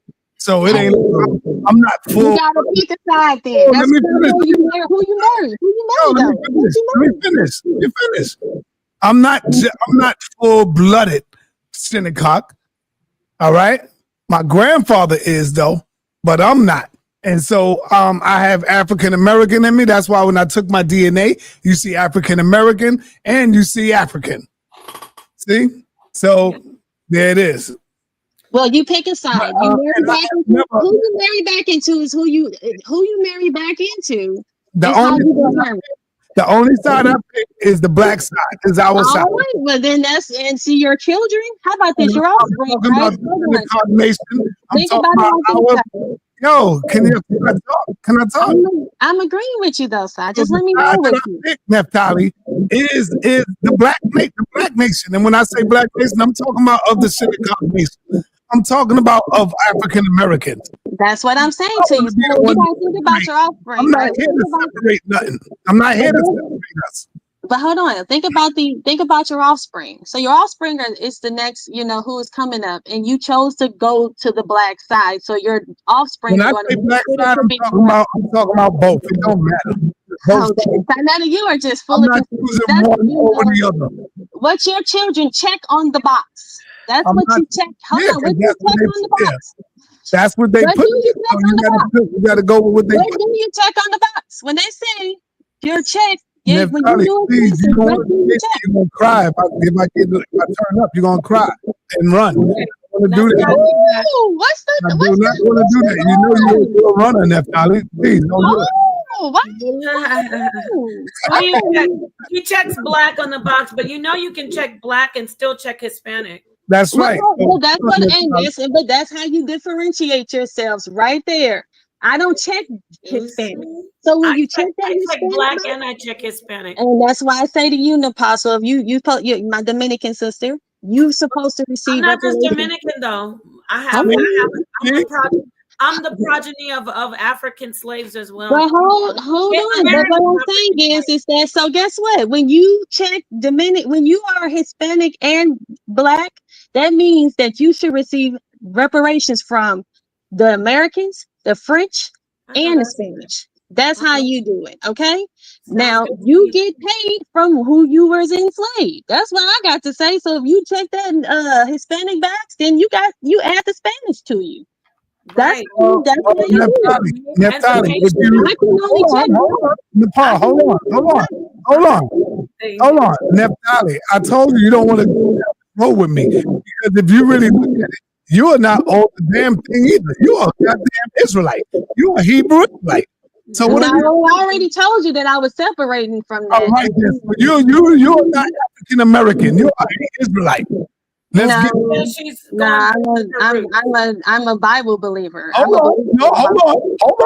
Are you an Israelite? No, we are descendants. No, my people are the true All right, so you don't get no damn reparations either. Stop playing with me. I told you don't do this. That's according to you, but according to law, you don't get reparations when it comes to law. You're from Israel, Naphtali. You're from Israel. And I don't run. I actually run towards. I don't run away. So let's get one thing. Let's let her have the last word. No, I don't run away. I run towards. I don't run away from a fight. As you see, I'm here right now. I'm not afraid. Right. But my thing is, like I said to you, what box do you check? You know what you check. You know who you married. You know what you married. You know what they check. And the thing is, if you check in the right box, then you shouldn't have a problem. Okay, you shouldn't have a problem. Like I said, the Haitians had to pay back the French for reparations because they were paid reparations. But I want my Haitians to get paid back from the French. Does that mean everybody needs to get paid from the French? No, but that it's all about your background. So so the thing is, you get paid from who had you enslaved. That's what I got to say. Everybody got their history. Like right now, we see these fake Jews are trying to get land back. They feel like they deserve, reparations. The same thing with the Ukraine, the Russians in the Ukraine. They want land. Everybody's fighting for theirs. So guess what? We need to stand up and we need to fight for ours. I'm telling you right now, we need to first establish who we need to get reparations from. But that's all I got to say. This was a good show. But this is the problem. sa.neter, Elder Son and Sakina are waiting to close out. Yeah, but this sa.neter want to fight me. sa.neter, you can bring me back up. We can have this. No. You can't let me get it out. Just joking with you. I'm just playing around. Okay. So Naphtali, if we're gonna be real with this, we got to be real all the way. Ain't no half stepping. Ain't no tiptoeing through the tulips. If you claiming Israel, if you claiming that you are an Israelite, then you're not African, then you don't deserve or get reparations either, Naphtali. Understand that. That's all I'm saying. Now, if you saying that you are African American, then you go ahead and you fight for your reparations. But if you're claiming Israel, you are from Israel. That's what y'all say y'all from. That's your homeland. Your forefathers is who? Hey, Isaac, right? That's your forefather. Let me just say this, sa.neter. All right. The Israelites claim to be from West Africa, from the slave trade. So it's still the same. Israelites. No, Nepal, that's not true. Yes, it is true. No, it's not true. That is true. They know that we were enslaved and we were brought over here. That's a part of the story. He hears it all the time, but he doesn't learn. Many times I ask the Israelites, what were you doing in Africa for you to be on the slave ship? They said they ran into that land. They ran into there running from someone. So they don't claim to be from Africa. And they will tell you they are not Africans. Am I right, Suntan? sa.neter, you don't have to ask Suntan. I know this very well. So now let me say in a minute. Let me say this. No. You just not all, but some will. Every single Israelite that claims to be a Hebrew that is black says that Israel went into the land. That's the prophecy. But we're talking about the slave trade. So they were Israelites in Africa, and we're talking about getting reparations. So the fact is that they still would be, the topic is getting reparations for slavery. So whether they were Israelites or Native Africans, they were kidnapped from that land, from that region. So even if you are an Israelite, you are an African, you came from Africa on the African slave trade. So you still would be in the reparations conversation. I would like to show something to make a point real quick. We went all the way left, sa.neter. All right, so listen. I know I said earlier, I said you need to go back to who your ancestors were, right? So companies like on the New York Stock Exchange, okay? Like Aetna, JP Morgan Chase, New York, they all made money off of slavery. We're asking the government to give us money that we need to be going to these major corporations, banks, jewelers, insurance companies that funded railroads. All these people made money off of slavery. We're talking to the government. We need to be suing these banks. We need to have a class action lawsuit against these banks for slavery because they're the ones that are running the New York Stock Exchange and generating money off of slavery. That's where we need to go. Yeah, they are generating money off of slavery, and that's a part of the conversation. But there was a law. I'm not specific on it, but I was listening to Dr. Joy DeGruy and Dr. Antoinette Harrell. There was a law where I think it goes back to the 3/5 law. Oh no, that was for voting. But basically, where we couldn't inherit anything if we were, the so-called, not so-called, if we were mixed, we couldn't inherit anything or lay claim as an heir to the slave master's legacy. Right. So we unfortunately there was a law against that. I don't know how that could be, if that could be overturned, but definitely all those banks you showed, they did profit. They 100% profited off of slavery. And so that was an all the class action lawsuits that are going on for baby Gerber formula, this, that, the other.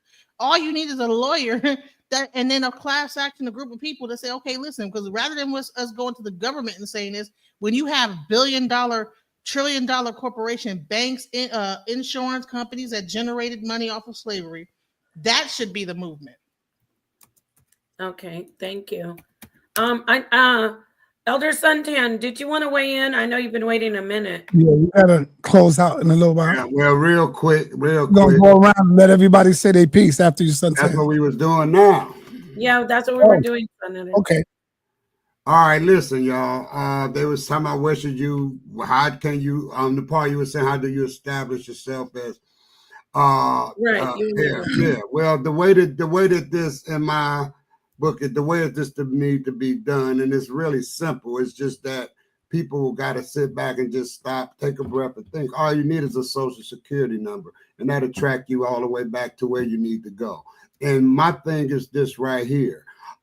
People, I would rather say that a person should, just like this beautiful conversation we had today. It's like a feel-good moment. When you get off, you can feel relaxed and think, and your mind is open.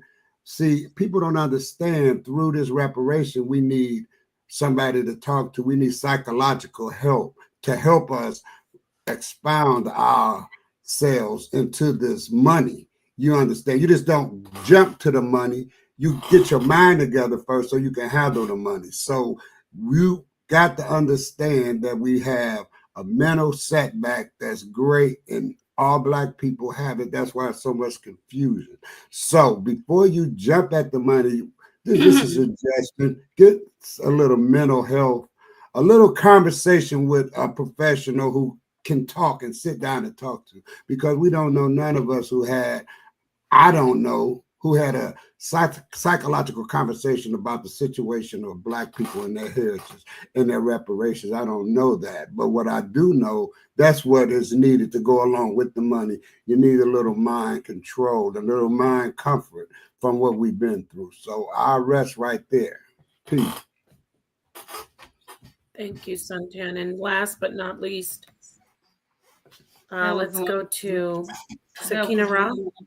That was really wonderful. And I see God's joined the panel. Thank y'all so much. Go ahead, Queen.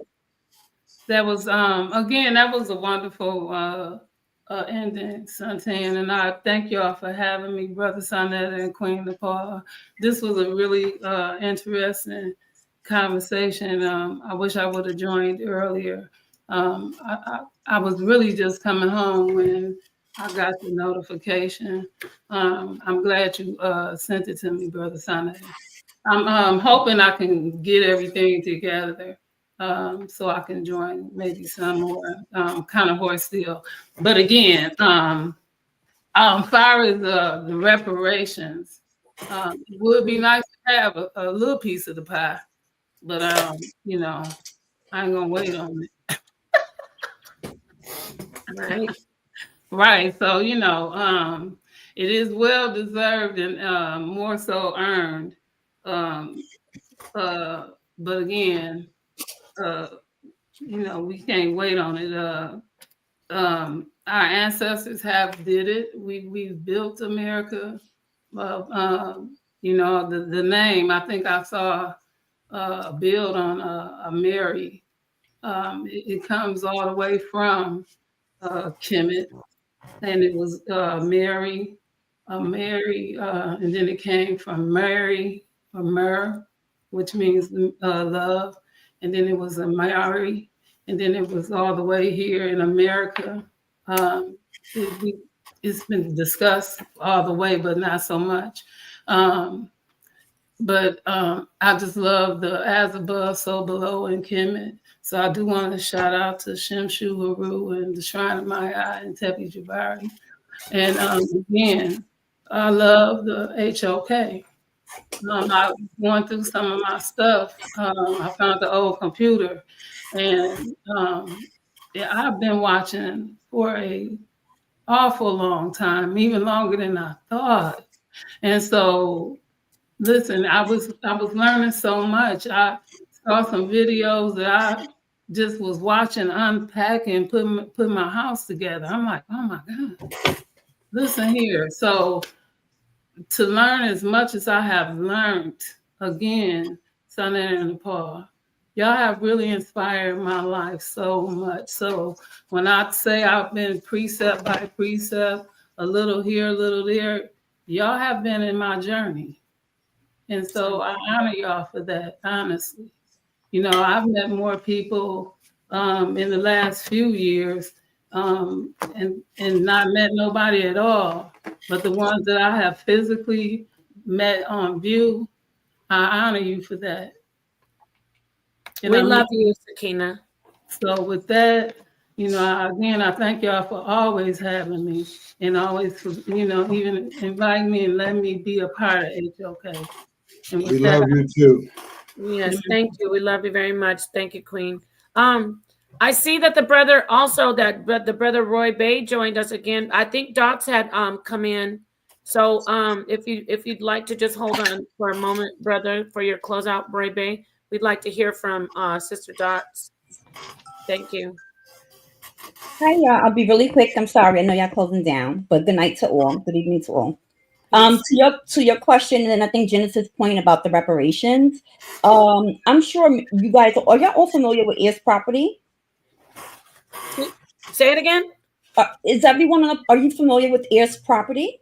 No, I'm not familiar with that. Yeah. Okay. So heirs. I mean, I wouldn't say it could be seen as a form of reparations in a way, but heirs property basically is like family-owned land that was jointly owned, like by descendants of a deceased person whose estate did not have paperwork, right? Which is the case of many Black families, right? So you live on a land, it's your family home, your family land or whatever, and it's been lost for whatever reason. And there's a myriad of reasons as to why property is lost or taken or what have you, that people are now trying to reclaim.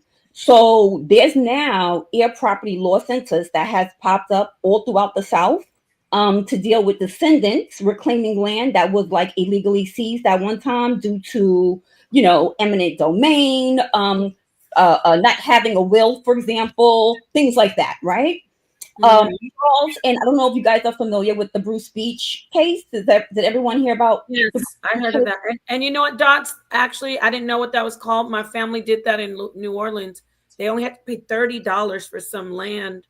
Wow. So I think that's actually, I didn't know what it was called. It's called heirs property. Heirs property, yes. Yes. I mean, I know you're closing out, and I don't want to hold y'all. Go ahead. No, this is good information. Yeah, I think it's really interesting, and I think it's something that everyone should look into. But so the Bruce, actually, you know what? Let me just quickly show y'all. I'll show y'all real quickly. Hold on, let me share this. And I hope everybody hit the like button, please, if you're still here. And by the way, on Wikipedia, they'll show you a list of all the slave owners. I'm not sure if you guys are aware. There's a whole list of every slave owner on Wikipedia. Yeah. Okay, so you got because I'm not looking at the screen, so I don't know if y'all see it or not. I see it, and you know, there's a brother who did a documentary on this. Are you familiar with him? No, I'm not. There's actually a lot of people that have been successful in reclaiming land, right? That was like illegally seized, and for whatever the reason, we just don't hear about it, but it's happening, right? So, but Bruce Beach tends to be one of the more famous cases. It got a lot of publicity and whatnot, but just because of the location and it's prime property, right? So basically, California had returned land that was seized from Willa and Charles Bruce in 1920 to their heirs last year as part of its reparations policy.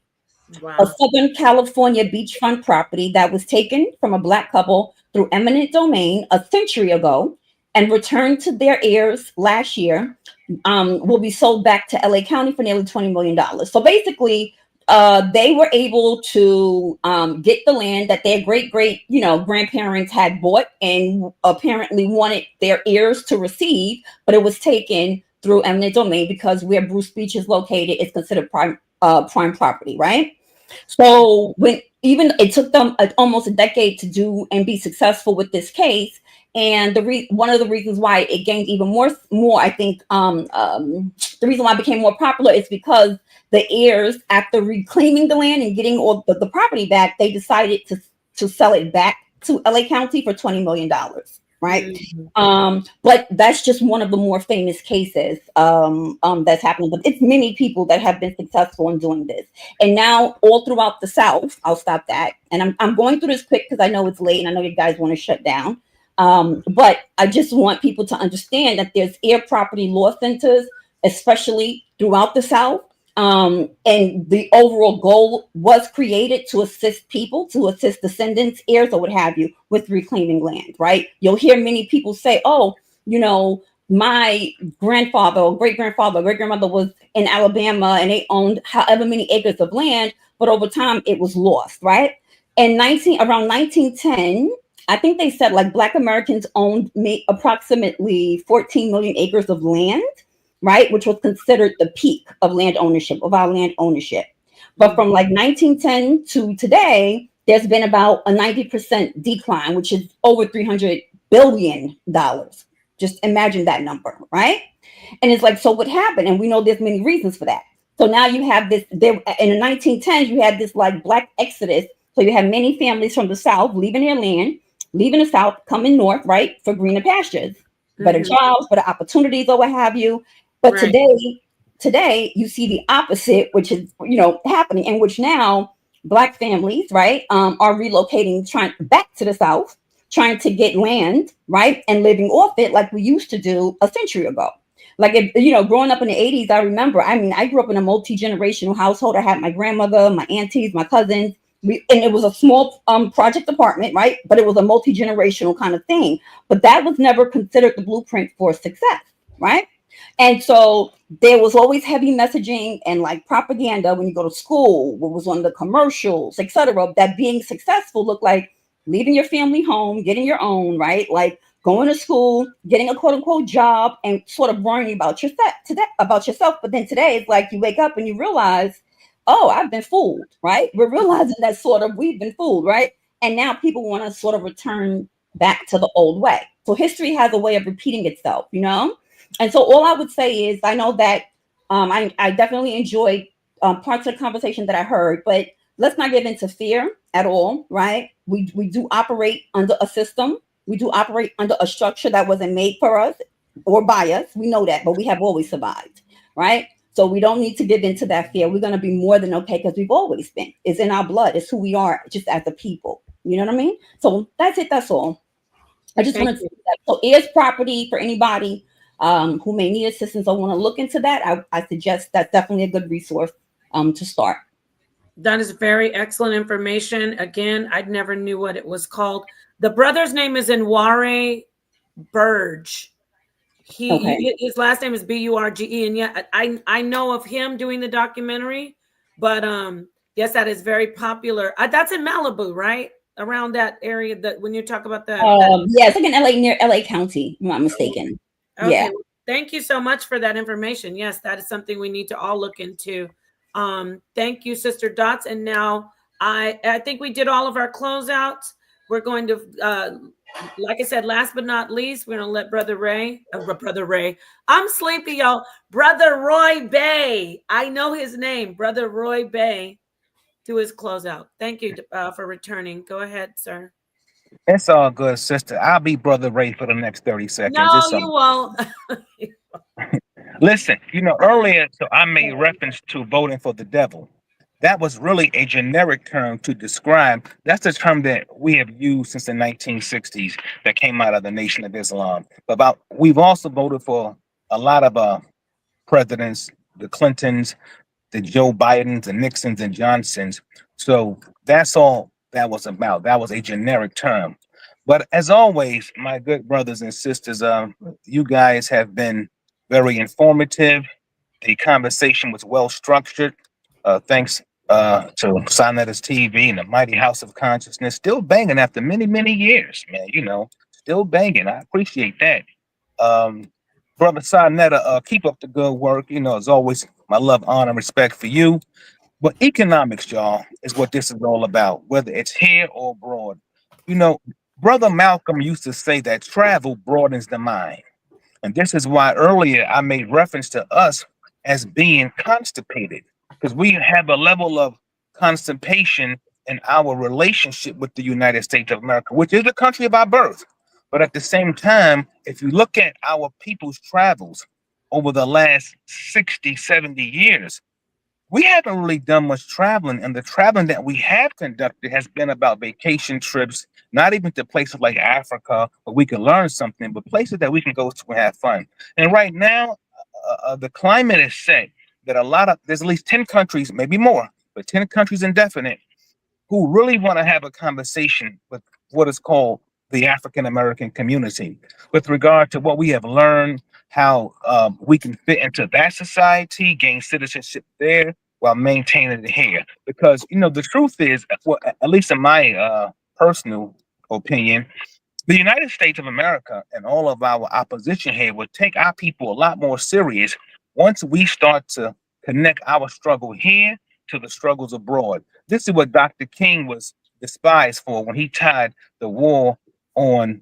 poverty here to the war in Vietnam. So we have to think a lot more broader than what we have and implement that broadness so that we can ascertain economic and political gain. The Prophet Noble Drew Ali said there is the one issue for them to be recognized, and we want recognition. Now, that recognition comes by way of other things, but it also entails everything. So, if we don't have a unified dollar, we would end up back at square one as individuals working for their corporations again, and we will be subject to a 40-hour work week until they decide again to lay us off or kick us out of the economy. We must form our own economy. That is the only way out for us, our economy and how we are classified and identified here and abroad. And I think that will be a stone on the pyramid, if not the complete capstone. Thank you very much for your time tonight. Thank you so much. Peace, my brother. Okay. sa.neter, thank you to everyone. I hope you have a wonderful, beautiful night. And sa.neter, you have the mic. Yeah, I wanna thank everybody for coming through, showing love and respect once again to the HOK. Misunderstood. Elder Suntan, Genesis, Sakina Ra, Queen Naphtali, Dots, of course, my brother Roy Bay. Seven Assault came through. Am I missing anybody? Empress. Oh, yes. Empress Sekmet. Herman Smalls. Sekmet, Herman Smalls, yes, came through. So I want to thank y'all for coming through. What we got coming up, this was supposed to be tomorrow, but Brother Sanchez's mother came into town, and he don't want to go live while Mom's is in town. I agree with him. He want to spend time with Mama. And so we will be getting this in next week, Monday. This will be next week, Monday. Captain Zariak and Brother Sanchez. Important conversation and discussion is rap music, the cause of violence. But that's not going to be the only topic. It's going to be other subtitles in there. I'm just waiting on both of them to come up with the rest of the titles. So it's going to be subtitles in there. And it's rap music, the cause of violence. So I think that's going to be a hot subject. That's going to be fire right there with Captain and Brother Yeah, send me the plugs, huh? Yeah, no doubt. We already know. And so with that, Nepal, pass the mic back to you. All those rappers are unalived from violence. Not all of them. I'm not finished getting my whole sentence out. except for the one in the middle, the one I forgot his name, the Mexican one. But the rest of them are all no, and then and then, of course the one Little Dirk, right? Yeah. Little Dirk, yeah. Right. Dang, sa.neter. Yeah, so that's why I said violence. I was gonna put all of the ones that died of gunfire, but then I said it's about violence too. So all of them ain't gotta die from gunfire. They could be pulling hits and calling hits and stuff like that. Yeah. So it's interesting. Yeah, that's gonna be good. Oh, I mean, bye everybody. Peace out. Peace out. Bye, Misunderstood. Right. Thank you, everybody, for being here. Bye, Genesis. Bye, Naphtali and Sakina and Elder Suntan and everybody. Thank you for being here. We love you. Yeah, this was good. It wasn't. And Sister Wize, you didn't mention her, did you? Oh yeah, Sister Wize. No.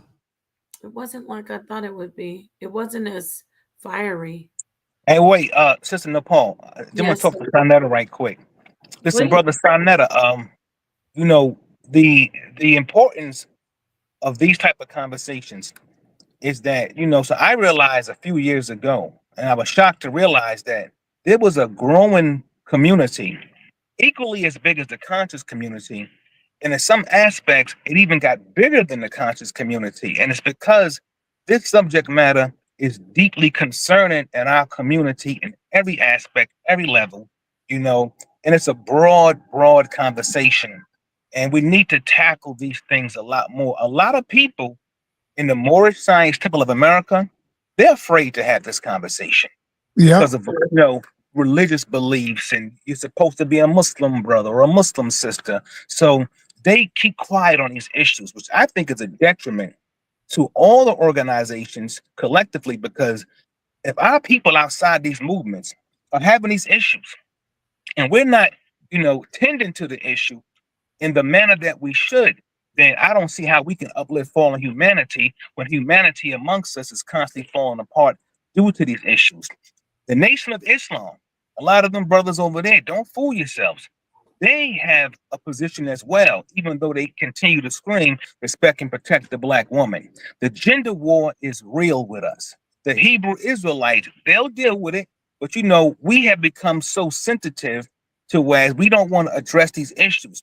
Sister Nepal, like you said, I think a few days ago, it's very important. We're not really here to hurt each other. We're actually looking for a solution and a resolution, you see? But if we ignore this stuff now, can you imagine where we're going to be as time moves on? We're only going to sink further and further. And so tonight's conversation, believe it or not, as you can see from what the sisters and brothers are saying, they are pleased with the attitude and the sentiment that came out of tonight's conversation. And, it gives hope. It inspires people that, we're not as divided as we appear to be. So we can pull together and get back on track, but it has to start with the nature of positive, meaningful dialogue. And we have to continue to tap the throttle. Now, Sa, the good thing about your show, you take on everything. You don't hold back. That's been your history. I'm saying to you, come one, come all. Let's have this conversation. And this is one thing that no one could ever take from the House of Conscience. And for the people who don't know, this platform has really launched a lot of platforms. This is the home base and the true foundation.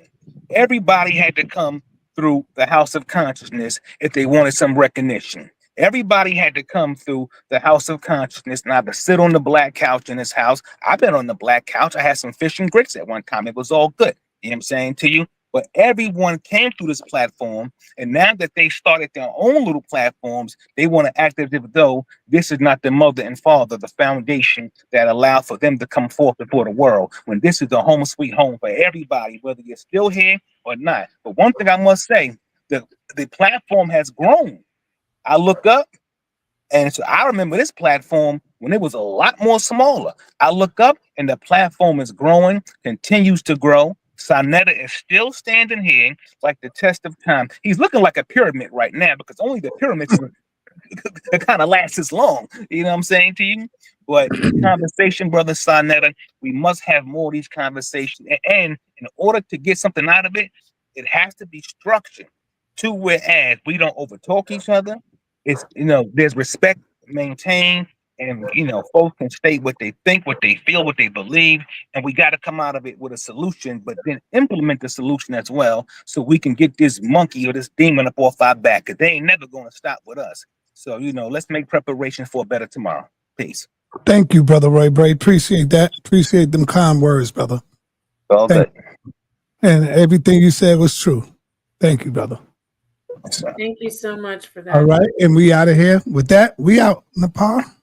Peace and blessings. Peace to the darkest minds in the light. Thank you. That was beautiful.